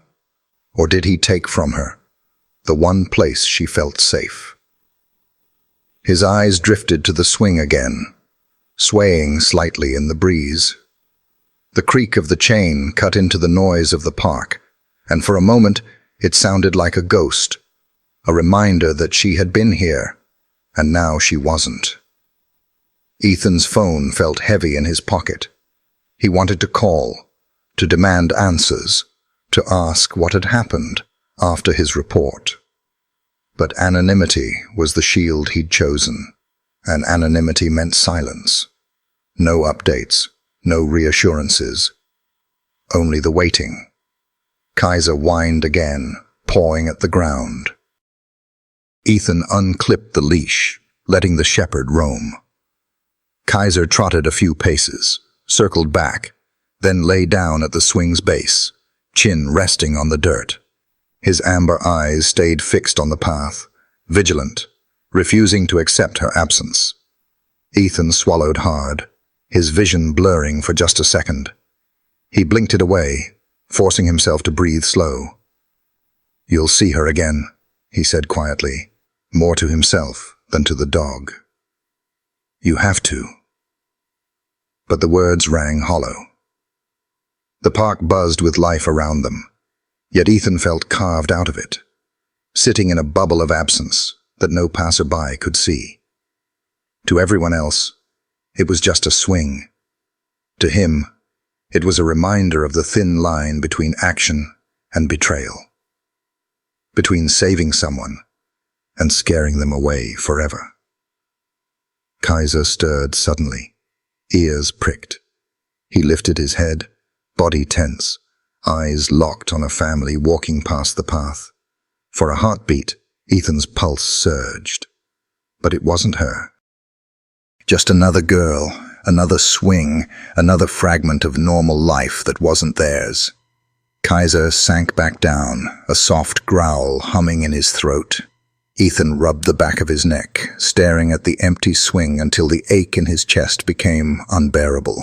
Finally, he stood. The bench groaned, the leash clipped back on. Kaiser resisted, paws digging into the ground, eyes refusing to leave the swing. Ethan tugged gently, murmuring, "Come on, boy, not today." Reluctantly, Kaiser rose. But as they walked away, the shepherd kept looking back, ears swiveling, tail low, as though leaving the swing behind was betrayal of its own. Ethan felt the same. By the time they reached the truck, the park looked smaller in the rearview mirror, but the emptiness followed him like a shadow. He gripped the wheel, knuckles white, as one thought echoed through him with relentless force. He didn't know if he'd saved her life, or if he'd broken her trust beyond repair. The days that followed stretched long and heavy, as though time itself had slowed to punish Ethan. Each morning, he found himself at Redwood Grove Park, walking the same familiar path past the fountain, past the chess tables, past the row of swings. And each morning, the sight hit him like a blow. The swing was empty. Not once did he see the small figure in the oversized hoodie. Not once did he catch the faint shuffle of sneakers brushing the dirt. The absence gnawed at him, louder than the voices of children, sharper than the laughter of families who had the luxury of not knowing. Kaiser felt it too. The shepherd pulled toward the swing every time, planting himself at its base like a soldier at a post. He sniffed the ground, circled, and finally sank down into the dirt with a stubborn refusal to leave. Ethan had to tug hard on the leash just to move him. And even then, Kaiser would look back, ears pricked, waiting for a face that never came. By the third day, Kaiser stopped eating. His food bowl sat untouched in the corner of the kitchen, the kibble dry and stale by nightfall. Ethan tried coaxing him, adding scraps of chicken, warming broth, even sitting cross-legged on the floor beside him. But Kaiser only pushed the bowl away with his nose, pacing instead, nails clicking across the floorboards until the sound grated against Ethan's nerves. "You've got to eat, boy," Ethan muttered one evening, running a weary hand over his face. But Kaiser only circled again, pausing at the front door to stare, tail still, body tense, as if waiting for the knock that never came. The house felt emptier without her, though she'd never stepped inside it. Ethan caught himself glancing at the couch, half expecting to see her curled up there with Kaiser, hoodie sleeves swallowing her hands. The silence pressed harder than usual, no longer the familiar quiet of solitude, but something heavier, like the walls themselves accused him. He tried to convince himself he'd done the right thing, that making the call had been necessary, that he'd saved her from something he could barely name. But doubt stalked him every hour. What if the system failed her? What if no one came? Or worse, what if someone had, and she thought it was him who sent them? The thought of her eyes turning away, of that fragile thread snapping, hollowed him out more than he wanted to admit. Nights were worse. He lay awake, staring at the ceiling, the darkness pressing in. Memories he had spent years burying rose unbidden. His daughter's pale face in a hospital bed, her voice small, her laughter fading. The weight of his failure bore down on him, merging with the present until he couldn't tell where the past ended, and this new guilt began. Some nights, he swore he could still hear Lila's laughter, the rare burst that had startled him in the park when Kaiser had crashed into the hedge. He clung to it, desperate, even as it dissolved into silence. Kaiser grew restless, too.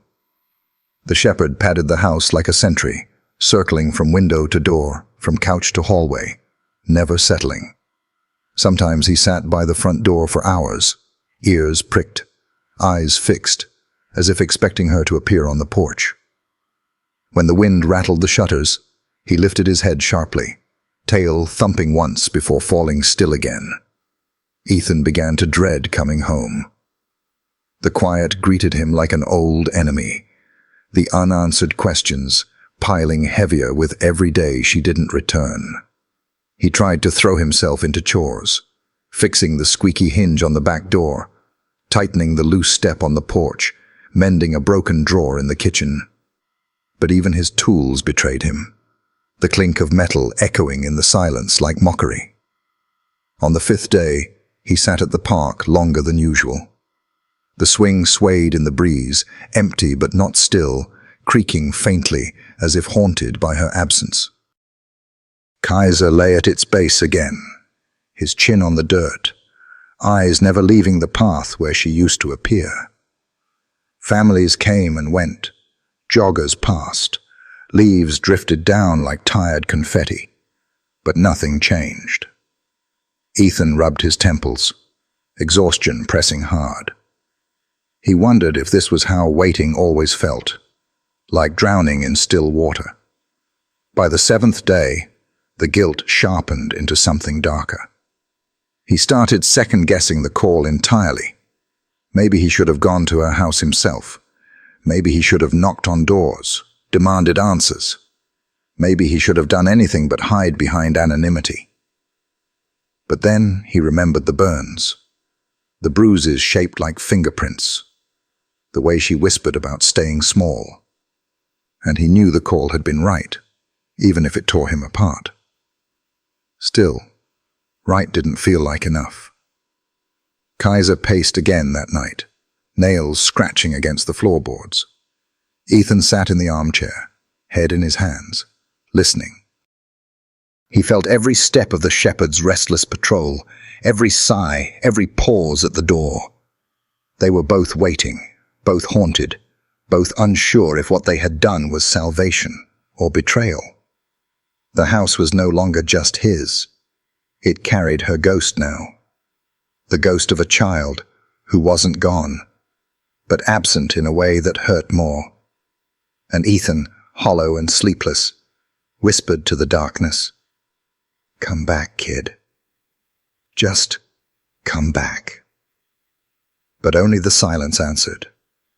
The house had fallen into one of those silences that felt alive, pressing from every wall.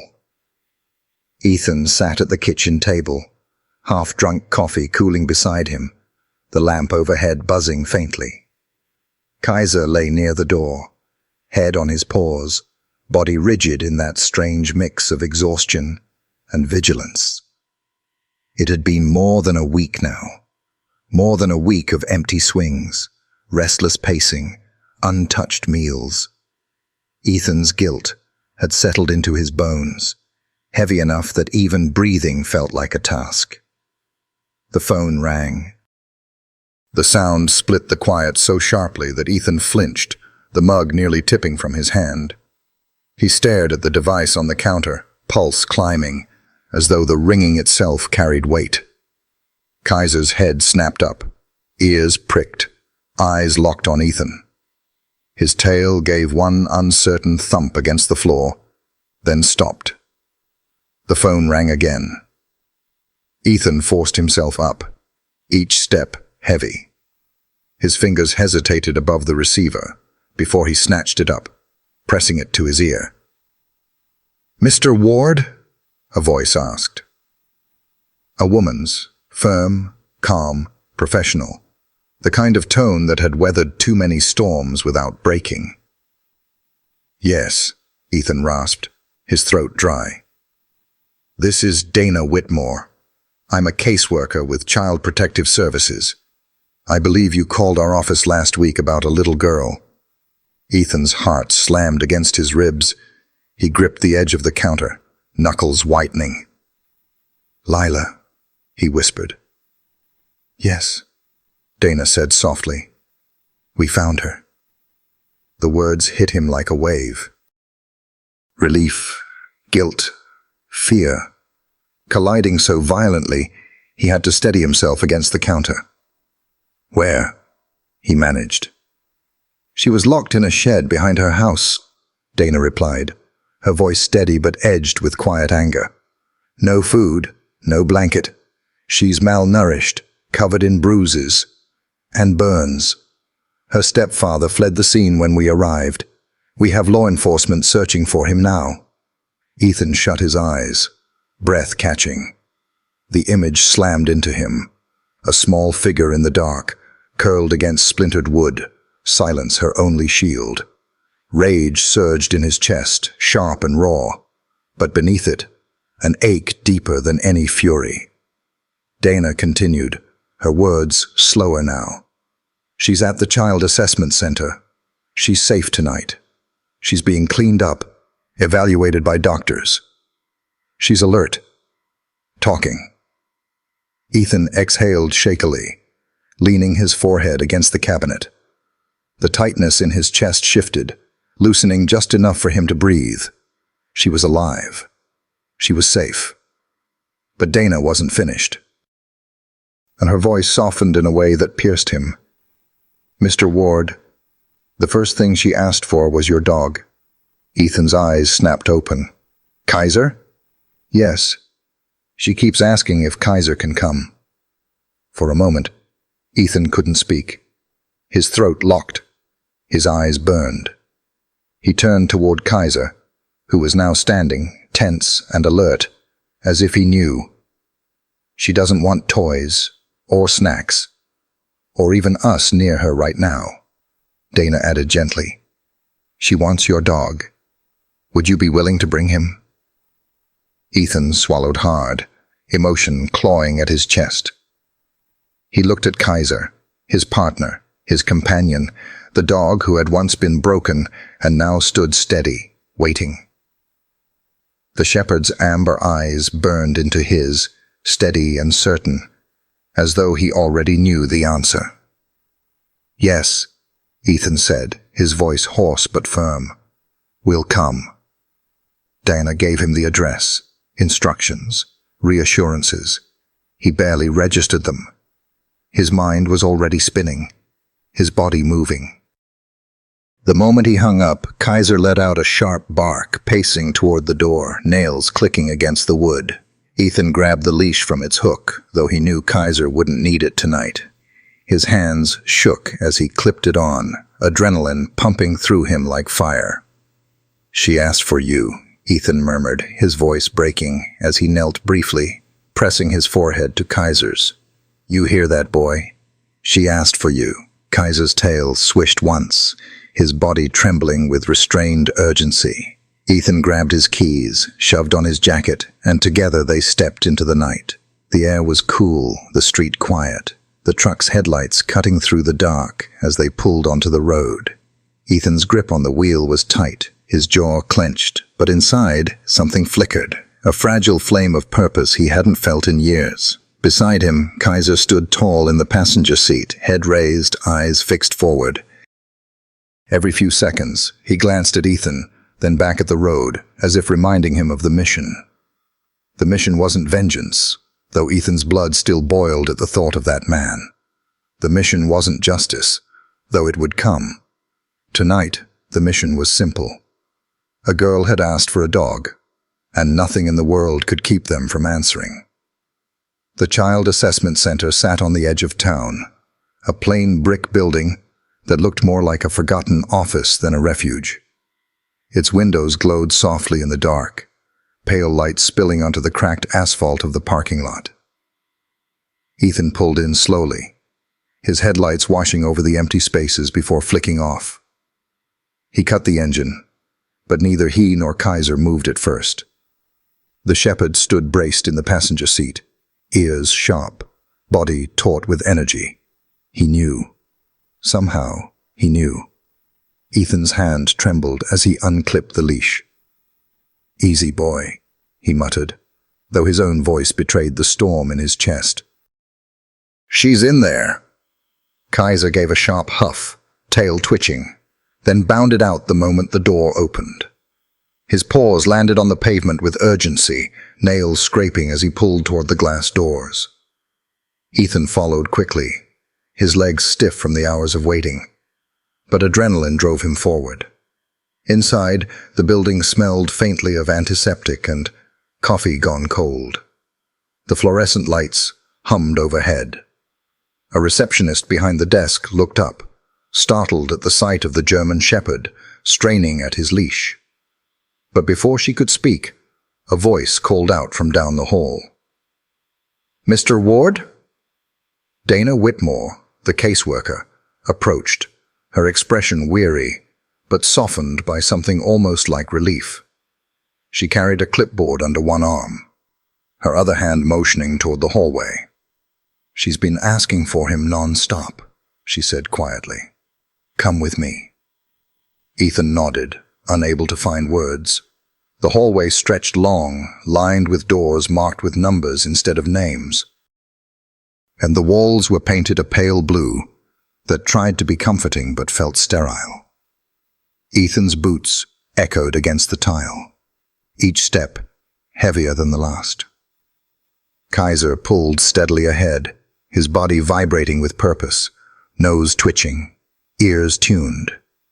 Dana stopped at the last door and opened it gently. "She's inside." Ethan stepped forward. The room was small, just a cot, a chair, and a table scattered with crayons someone had left behind. But all of it blurred when his eyes found her. Lila. She sat on the cot, hoodie sleeves pulled low, her small frame wrapped in a thin blanket. Her face was pale, her eyes shadowed. But when she saw Kaiser in the doorway, everything broke. She slid off the cot so fast the blanket slipped to the floor. Her feet slapped against the tile as she ran, not toward Ethan, not toward Dana, but straight into the shepherd's fur. Kaiser met her halfway, the leash slipping from Ethan's hands. He barreled forward with a sound that was half whine, half bark, crashing into her like a wave. Lila's arms wrapped around his neck, clutching fistfuls of fur, her face buried against his chest. And then, finally, the dam broke. Her sobs came hard and raw, tearing through the sterile air of the room. Not quiet tears, not the silent endurance she'd carried like armor, real, shuddering sobs that shook her entire body. She clung tighter to Kaiser, as if terrified he might vanish if she let go. "I knew you'd come," she cried into his fur. Her voice was muffled, broken, but the words were clear. "I knew it."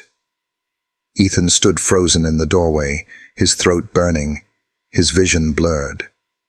He had seen soldiers cry, had heard men scream in pain. But this sound, this child breaking open in the safety of a dog's fur, was something else entirely. It was grief and relief colliding, pain and hope spilling out all at once. Kaiser didn't move. He stood perfectly still, only his chest rising and falling beneath her weight, his head bowed so that his muzzle brushed her hair. His tail thumped once, then again, slow and steady, like a drumbeat anchoring her to the ground. Dana stepped back quietly, her clipboard pressed to her chest, giving them space. The hum of the fluorescent lights faded, the world narrowing to the girl and the dog, and the silence Ethan carried in his chest. His knees felt weak, but he forced himself forward. He crouched slowly, careful not to intrude, resting a hand on Kaiser's back. The shepherd's muscles were tense, coiled with the force of his devotion, but beneath Ethan's palm was steady warmth. "You're safe now," Ethan whispered, though he wasn't sure if he said it for Lila or for himself. She didn't look up. She only buried her face deeper into Kaiser's neck, her sobs quieter now but still shaking. Ethan let the silence stretch, let the dog carry her weight. Something flickered inside him, something he hadn't felt in years. Not just duty, not just guilt, purpose. It burned low but steady, igniting in the hollow space his daughter's death had left behind. The kind of purpose that came not from fixing broken things, but from standing guard over what mattered. He swallowed hard, his hand still on Kaiser's back, anchoring them both. The girl had asked for a dog, and the dog had come. And Ethan, for the first time in a long time, knew exactly where he was meant to be. The drive back from the center felt heavier than any patrol Ethan had ever taken. The roads were the same, wet asphalt winding between maples, but the weight in the truck was new. Lila sat in the back seat, wrapped in a thin blanket Dana had given her. The borrowed sweatshirt dwarfed her frame. She didn't speak, didn't even glance out the window. Her hands stayed buried in Kaiser's fur, her knees pulled tight against her chest. The shepherd refused the passenger seat, planting himself beside her, his body a living wall. Each time the truck jolted, she clutched him tighter, and he leaned closer, steady as stone. Through the mirror, Ethan caught the sight of them together. A child who had survived by staying invisible, and a dog who had once flinched at every shadow. Now tethered to each other, as if they'd been waiting for this moment their entire lives. Dana's words replayed. Temporary placement, under observation, rules, signatures, warnings. None of it mattered when he saw her fingers curled into Kaiser's coat, like it was the only thing holding her together. The truck turned down his gravel road. His house emerged from the trees, small and weathered, ivy climbing its siding. It wasn't much, but tonight it had to be enough. He cut the engine. Silence pressed in, broken only by shifting leaves. Ethan turned. "We're here." Lila's eyes flicked toward the house, then back to Kaiser. The shepherd swished his tail, nudging her gently. She hesitated before sliding out, ignoring Ethan's outstretched hand. The porch groaned under their weight. Inside, the house revealed its tired bones. Worn sofa patched with a blanket, shelves lined with dusty books, kitchen counters cluttered with tools never put away. Lila stepped cautiously, cataloguing every corner as though measuring escape routes. "It's quiet," she whispered at last. Ethan blinked, her first word since leaving the center. "You like quiet?" She nodded. "It feels safe." The word lodged in his throat. Safe. From her, it was both blessing and challenge.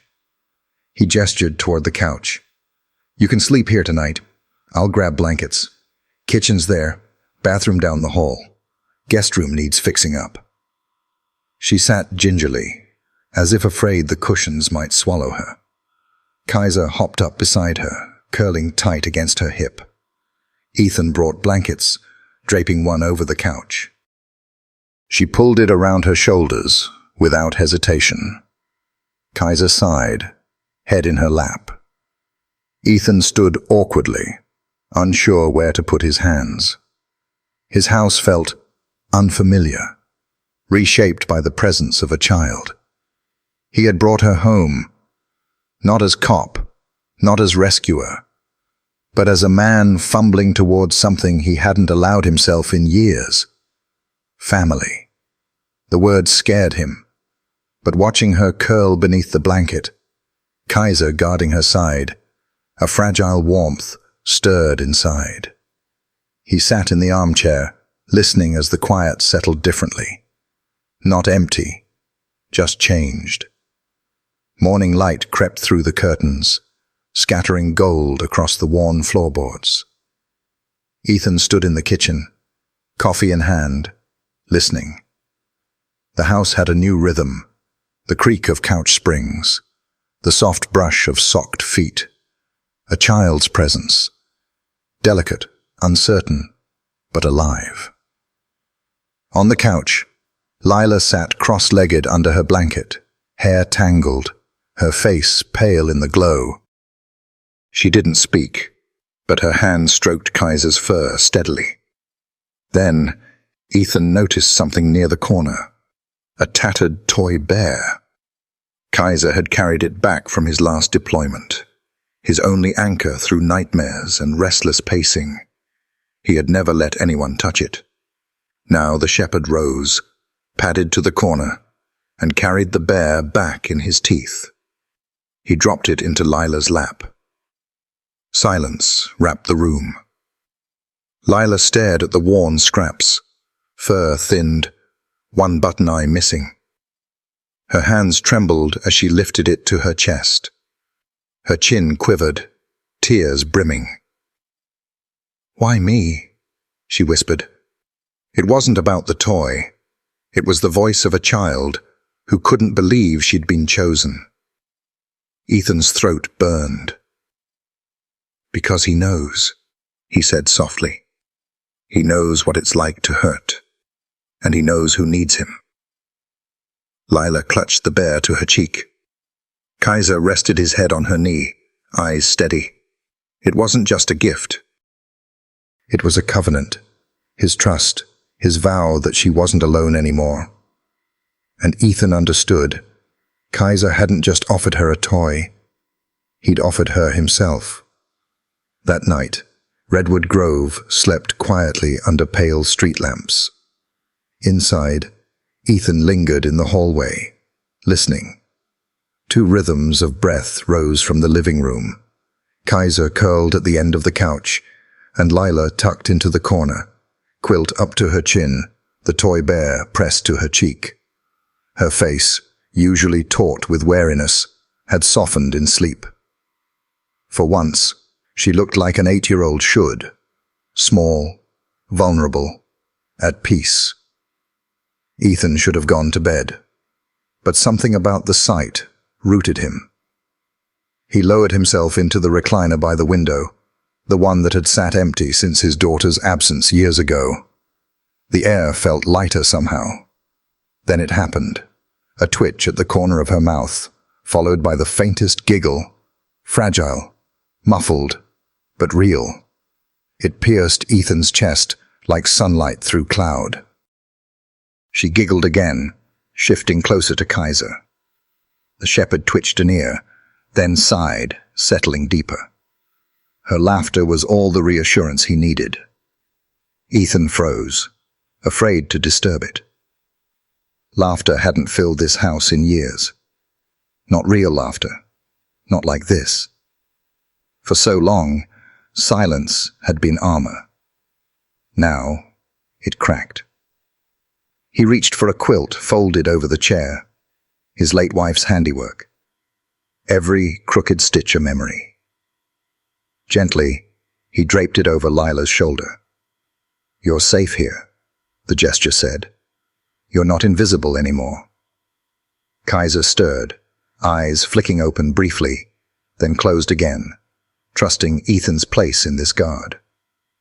Ethan returned to the recliner, chest easing for the first time in years. He whispered into the quiet, words he hadn't imagined saying. "You're home now, both of you." The house, once hollow, breathed again, and as dawn inched closer, spilling light across the horizon, Ethan drifted into the lightest sleep, steadier than he had been in years. The morning broke softly over Redwood Grove, sunlight sneaking through thin curtains, painting warm lines across Ethan's kitchen floor. For years, his mornings had been simple. Black coffee, maybe toast, and silence so thick he could hear the hum of the refrigerator. But now the air felt different. At the table sat Lila, knees tucked to her chest, hair tangled from sleep. She didn't speak, but her wide eyes followed Kaiser as the shepherd padded between chair legs with purpose. He looked at Ethan as if to say, "Your move." "Hungry?" Ethan asked, voice rough from sleep. She hesitated, then gave the smallest nod. He reached for the old skillet hanging on the wall. It had been his wife's, mostly unused now except for an occasional egg. His hands felt clumsy as he muttered, "Guess we'll try pancakes." He hadn't made them in years, not since his daughter begged for shapes on Sunday mornings. The memory pinched, but he pushed it aside. Today wasn't about ghosts. He mixed flour, milk, and eggs too quickly, spilling some on the counter. Lila tilted her head, watching. "What?" he asked. "You're messy," she said softly, surprising herself. Ethan chuckled. "Don't tell anyone. I've got a reputation to protect." He poured the batter. It spread too wide, edges browning before the middle bubbled. His muttered curse made her stifle a tiny puff of laughter. He grinned. "Think you can do better?" She shook her head, lips twitching, but he handed her the spatula anyway. Tentative at first, she flipped the pancake, uneven but intact. "Perfect," he said simply. Her cheeks flushed, pride flickering across her face. They ate together at the table, Kaiser sitting between them, tail thumping each time Lila slipped him a piece. Her silence felt lighter now, less guarded, more thoughtful. After breakfast, Ethan asked, "Want to see the workshop?" She shrugged, but curiosity glimmered. The workshop, once Ethan's refuge from grief, smelled of sawdust and old tools. Lila stepped inside slowly, shoes leaving faint prints in the dust. Her gaze lingered on the cedar, waiting on the workbench. "Want to try?" Ethan held out sandpaper. She hesitated, then took it. He showed her how to press it gently, moving in circles. Her motions were awkward at first, then steadier, revealing the soft grain beneath. "It's like," she paused, "making something hurt less." Ethan's throat tightened. "Yeah, exactly like that." They worked side by side in silence, dust glowing in the light. By the time they finished, her sleeves were powdered white, and her eyes shone brighter. She clutched the smoothed piece of wood as though it were precious. To her, it wasn't just wood. It was proof. Proof she could soften something rough. Proof she could build instead of just endure. That afternoon, golden light spread over the yard, painting ivy and daisies along the picket fence. For years, the yard had been silent. Now, laughter filled it. Kaiser trotted out with a frayed rope toy, amber eyes gleaming with challenge. He dropped it at Lila's feet. She glanced at Ethan on the porch. He raised an eyebrow, urging her on. Tentatively, she grabbed the rope. Kaiser pounced, tugging with a playful growl. She gasped, but tightened her grip, lips curling into a squeal of delight. The game was on. They tugged and twisted, Kaiser's growls playful, his tail whipping like a drumbeat. Lila dug her heels in, hair wild, cheeks flushed. For the first time she laughed, loud, unguarded, spilling into the air like bells. Ethan's chest ached at the sound. He had nearly forgotten what laughter felt like in this yard. "You can't win," she cried, tugging harder. Ethan smiled. Kaiser fainted, then yanked hard, almost toppling her. She stumbled forward, laughing so hard she couldn't breathe, but refused to let go. With a final pull, she even dragged him an inch across the grass. Her victory laugh rang pure and free. Kaiser barked once, then dropped the rope. She tumbled back, clutching it like a prize. He licked her cheek until she squealed, "Ew, stop!" grinning all the while. From the porch, Ethan held his coffee, heart swelling. Healing, he realized, didn't roar. It whispered in laughter, small victories, the simple sound of joy returning to a child. "Again!" Lila shouted. Kaiser lunged, and they spun in circles, tugging, chasing, shrieking. The yard came alive again. When the game ended, she collapsed in the grass, rope clutched to her chest. Kaiser flopped beside her. She looked up at Ethan, cheeks flushed, eyes sparkling with trust.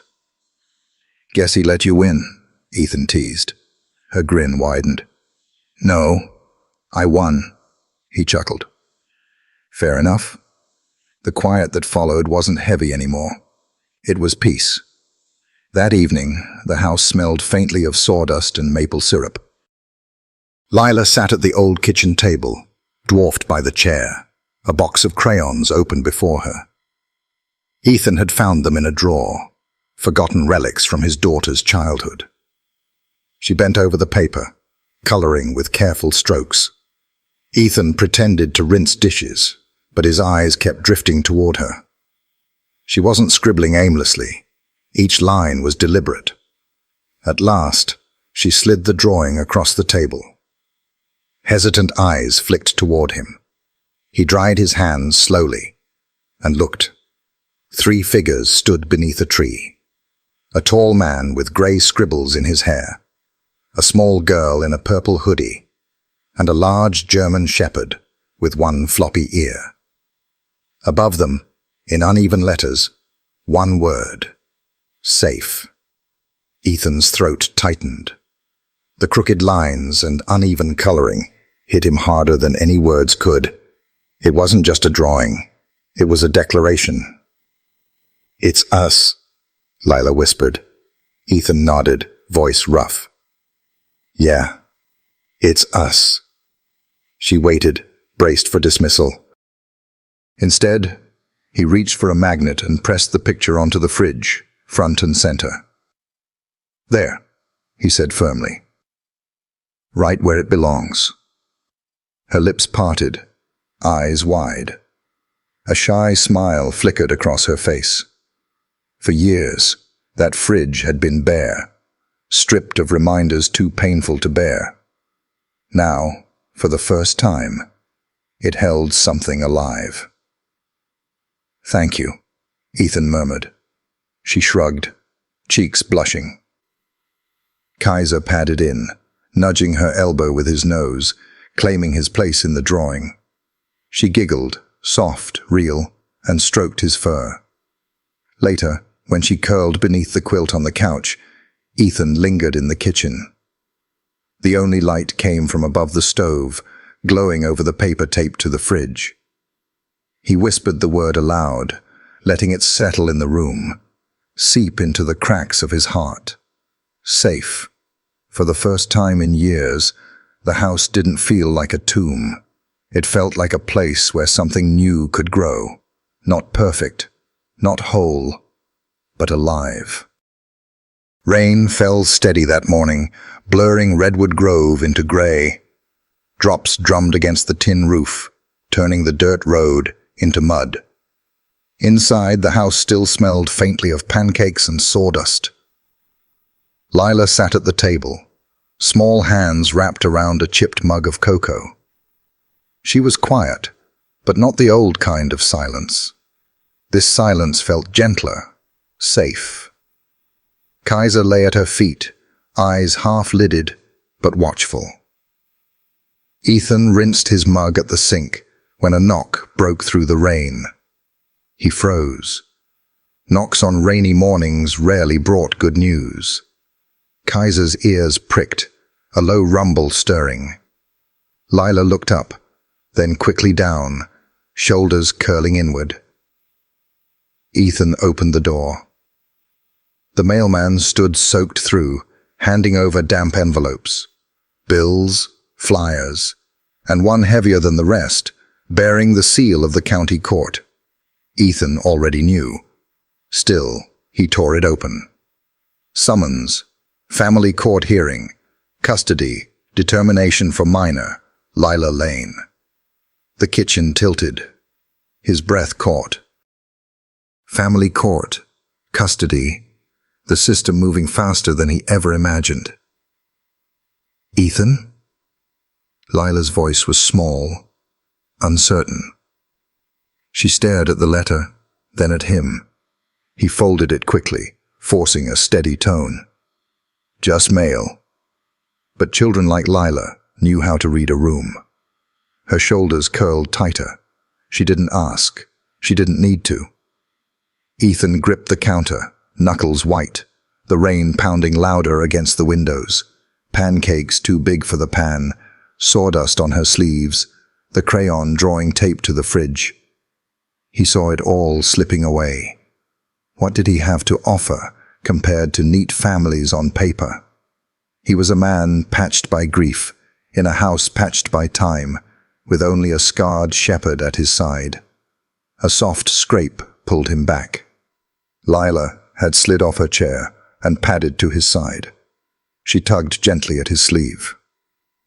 "It's okay," she whispered. The words undid him.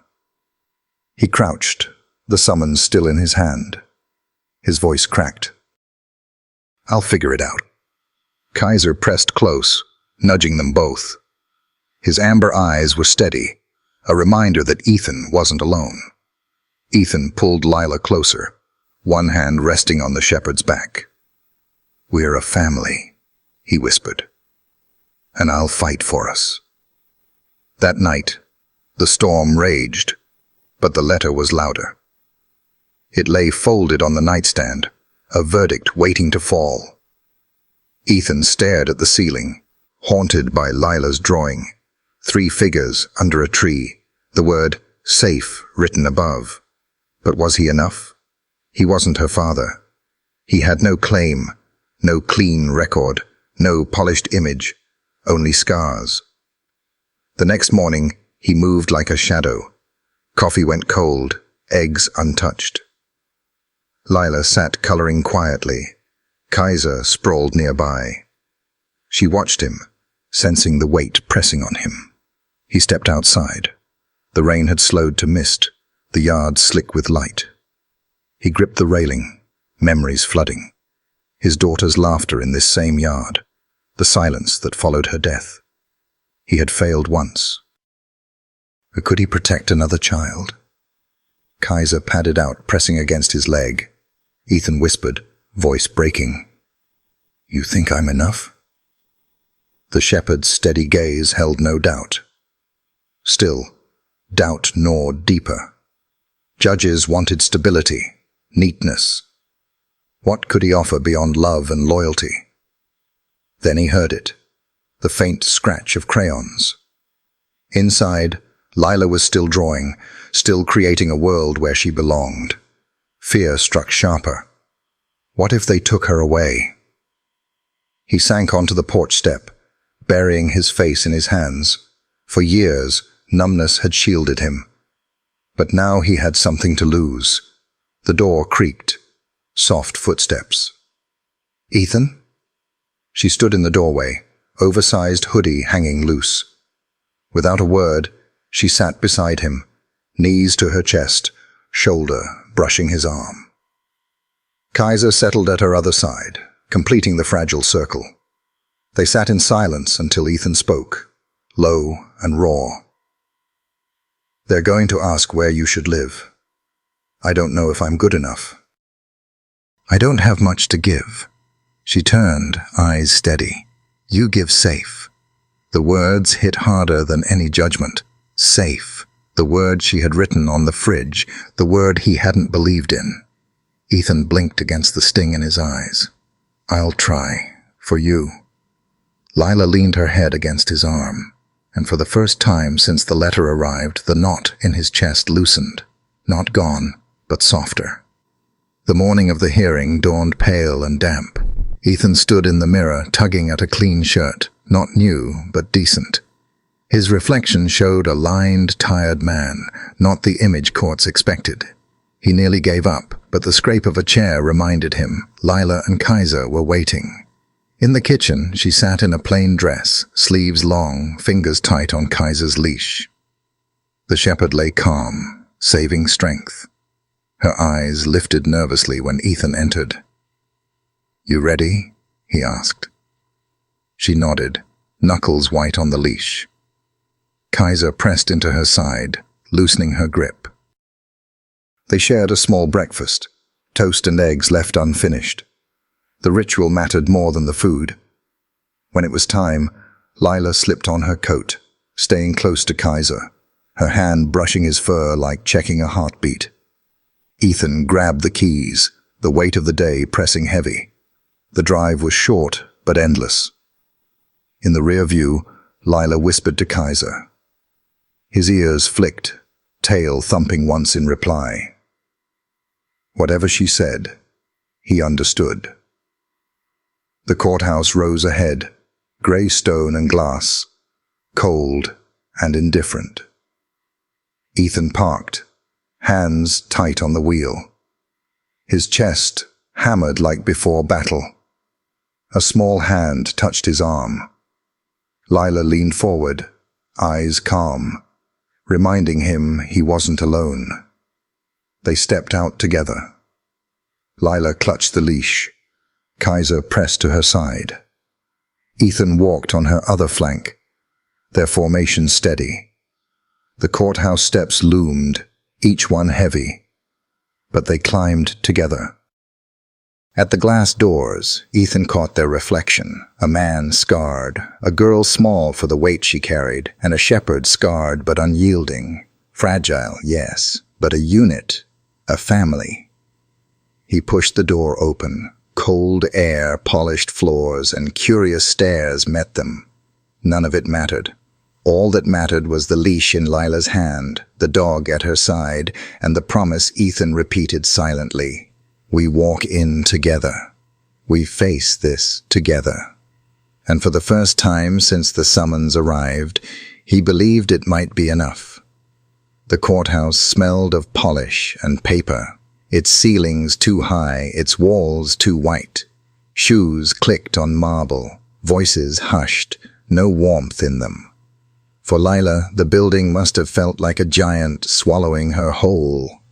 Ethan felt it too. Combat zones had seemed smaller than this. When they entered, eyes followed them, not on Ethan, but on the shepherd. Kaiser's presence filled the space. Scars whispering of battles survived. Amber eyes daring anyone to challenge him. No one did. Lila clung to his leash, her lifeline. Inside the courtroom, the air was colder still. Oak-paneled walls gleamed. The judge's bench loomed like an altar, and lawyers shuffled files with practiced detachment. Ethan guided Lila to their seats, his hand hovering near her shoulder. She curled into herself, clutching the leash, Kaiser curling at her feet like a barricade. Ethan's palms sweated. His shirt was clean but plain, his jacket frayed. He could feel the silent measurement in the county lawyer's glance. A man who didn't belong here. His chest hammered, but he sat upright, refusing to shrink. All rise. The judge entered, silver hair, sharp eyes. He paused a moment too long on the shepherd, then said nothing. Proceedings began. Reports, motions, evaluations. Words blurred into background noise for Ethan. All he could see was the girl beside him, her small hands buried in fur, her trust anchored to a dog. Then the judge said her name. The sound seemed heavier than any other. Lila didn't move, her gaze fixed on Kaiser. The shepherd pressed his muzzle gently against her knee, and she breathed deeper, her hand resting on his head. Reports followed. Malnourished, withdrawn, visible injuries. Clinical words, stripped of humanity. Ethan wanted to shout that she wasn't a file, that she laughed when pancakes flopped and drew safe in crayons, but no one asked him. Finally, the judge leaned forward. Lila, is there anything you'd like to say about where you feel safe? The room stilled. Every eye turned toward her. Her chin dropped lower, shoulders tight. Silence pressed hard. Ethan's heart twisted. Silence had once been her armor, but here, silence could cost everything. Kaiser shifted. He rose on his paws and barked once. Not aggressive, not wild. Sharp, precise. A voice for the voiceless. Lila's head snapped up. She looked at Kaiser, who met her gaze steady, tail tapping once. Encouragement. Her lips parted, a whisper slipping out. I just want to stay where Kaiser is. The words cut through the sterile air like a blade. The lawyer leaned back, surprised. A pen rolled off a social worker's desk. The judge blinked. Ethan's chest clenched. He had prepared arguments, not this. A truth so raw it silenced the room. Kaiser pressed closer, laying his head in her lap. Her hand threaded into his fur, grounding herself. The judge's tone softened. Thank you, Lila. Her gaze stayed on the shepherd. But something had shifted. She had spoken. She had chosen. Then the judge turned. Mr. Ward, would you like to speak? Ethan's stomach dropped. He hadn't written speeches or polished phrases. He was a man who burned pancakes and patched fences, but he looked at Lila, small, fragile, but braver now. And he stood. I don't have much, he began, voice rough but steady. My house isn't perfect. The roof leaks, the floors creak, the yard's overgrown. I'm not perfect either. I've made mistakes. I lost my daughter, and there are nights I still wake thinking I should have done more. The scars I carry don't show on paper, but they're there. He drew breath, forcing his eyes up. But I'll tell you what I do have. I'm present. I make her breakfast even when I burn it. I walk her to school even when my knees ache. I sit with her when she doesn't want to talk, because silence can mean survival. I've learned that from her and from him. He nodded to Kaiser. The shepherd lifted his head. I know what happens when no one listens. That won't happen again. Not while she's with me. I can't promise perfection, but I can promise this. She won't be invisible. She won't be left alone. She'll be safe. His voice cracked on the last word, but he didn't hide it. The room stayed quiet. A social worker's eyes softened. The county lawyer didn't speak. The judge leaned forward. You know the court must weigh stability and long-term care. I know, Ethan said. I don't check every box, but I'm here, and sometimes being here matters more than being perfect. He glanced at Lila. She met his eyes and gave a faint nod. She's already lost too much, Ethan finished. Don't take away the one place she feels safe. The judge studied them all, man, girl, dog. Then he nodded. This court grants temporary custody of Lila Lane to Mr. Ethan Ward, pending full review. Ethan's breath caught. Relief and fear collided, fragile but real.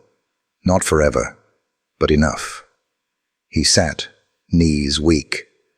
Lila's hand brushed his sleeve, tentative but there. Kaiser laid his head across both their feet, anchoring them. Ethan exhaled. It wasn't the end. It was a beginning. And beginnings, he realized, were what families were built on. Late spring wrapped Redwood Grove in sweetness, coaxing life back into every corner. The park, once a place of dread for Ethan, now breathed differently. The old swing stood empty, swaying in the breeze. The benches no longer bore silence. Instead, the park rang with the sound of Lila's bare feet thudding across grass. She laughed as she ran, her sundress fluttering, sunlight catching in her hair. Ethan stood back, arms loosely crossed, his throat tight with awe. For so long, his memories of this place were filled with stillness and fear. Now, laughter broke through like sunlight. Kaiser bounded after her, ears perked, tail thumping. Once a scarred sentinel, he now chased like a dog reborn, slowing just enough to let her believe she was winning. "Catch me if you can," she shouted. He barked once, playful, lunging closer until she collapsed into the grass, breathless with joy.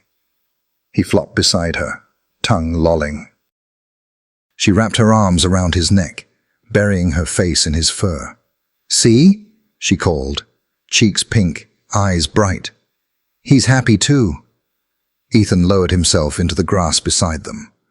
The sunlight dappled their little circle, Kaiser stretching half across both of them, as if to anchor the moment.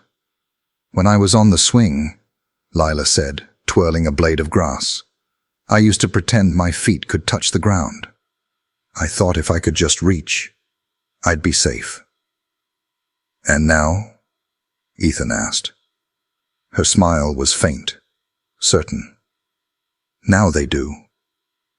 She wiggled her toes in the grass to prove it. His eyes stung. He brushed a strand of hair from her face. "Yeah, now they do." Kaiser huffed, rolling onto his side, paws twitching in contentment.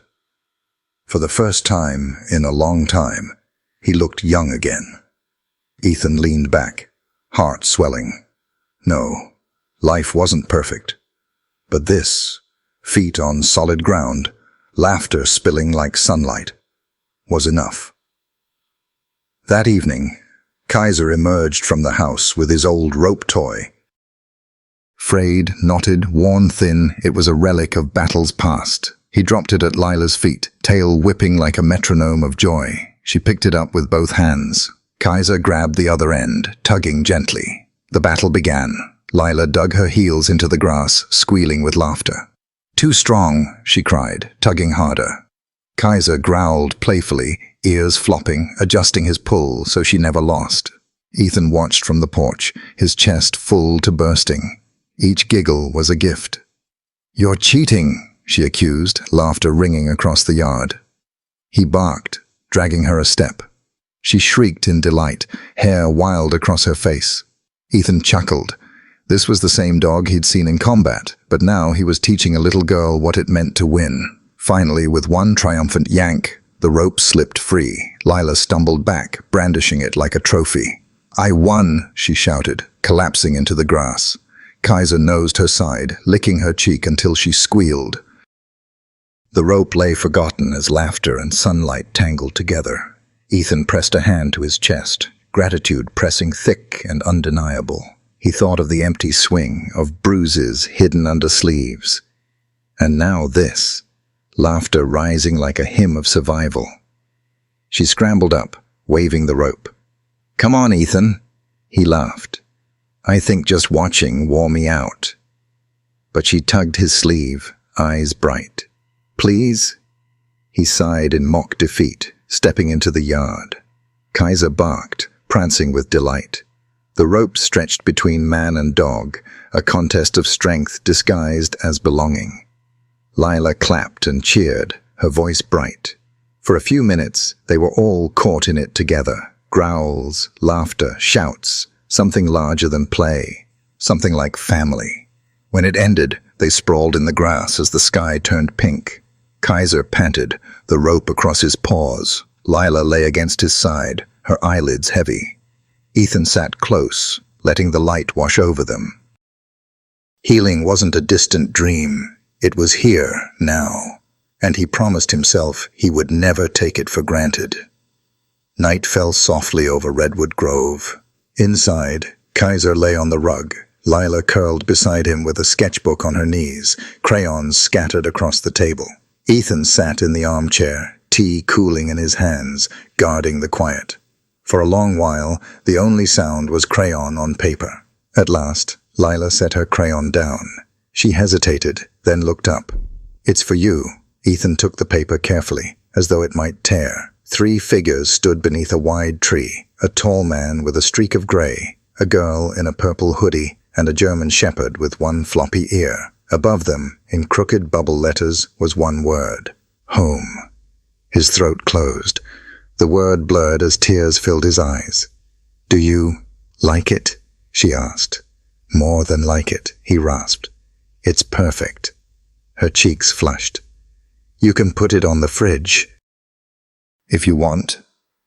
He laughed shakily, rose, and pressed it against the fridge door with a magnet. For years, that door had been bare. Now, it held something alive. When he turned back, her smile was small but true.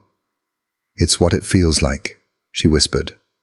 Kaiser shifted, resting his head across her lap. She stroked his fur without thinking, grounding herself in him. Ethan lowered himself onto the couch beside her. The 3 of them sat together in the hush. The broken man, the wounded child, the scarred dog. Nothing polished, nothing easy, but whole.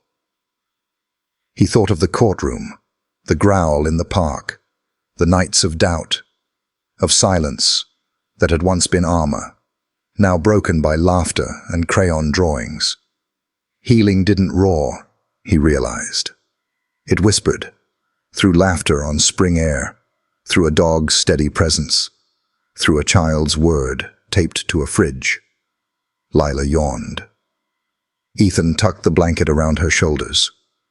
"Don't move the drawing, okay?" she murmured. "Never," he promised. Minutes later, she slept, her hand tangled in Kaiser's fur. The shepherd sighed, watchful even in rest. Ethan sat, tea cold in his hands, feeling something crack open. Not pain, but release. He didn't know what the future held. Custody battles weren't over. Scars didn't vanish overnight. But for the first time, he wasn't haunted by what he'd lost. He was anchored by what he had. As the night deepened, Ethan let himself believe in something long buried. Home wasn't a place. Home was this: a girl, a dog, and a man who finally understood that family, even imperfect, could still be whole. Sometimes, the greatest stories aren't written in words, but in the quiet moments between a child, a man, and a loyal dog. German shepherds, with their steady eyes and unwavering devotion, remind us that healing often begins in the simplest ways. A nudge of a nose, a protective growl, or the comfort of knowing you're never alone.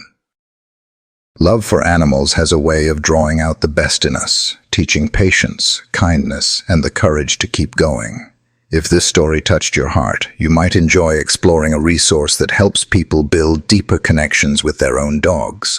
I found it meaningful, and I think you might too. It's not a requirement, just something worth knowing about if you'd like to walk a little closer with your four-legged friend. At the end of the day, our dogs don't ask for much.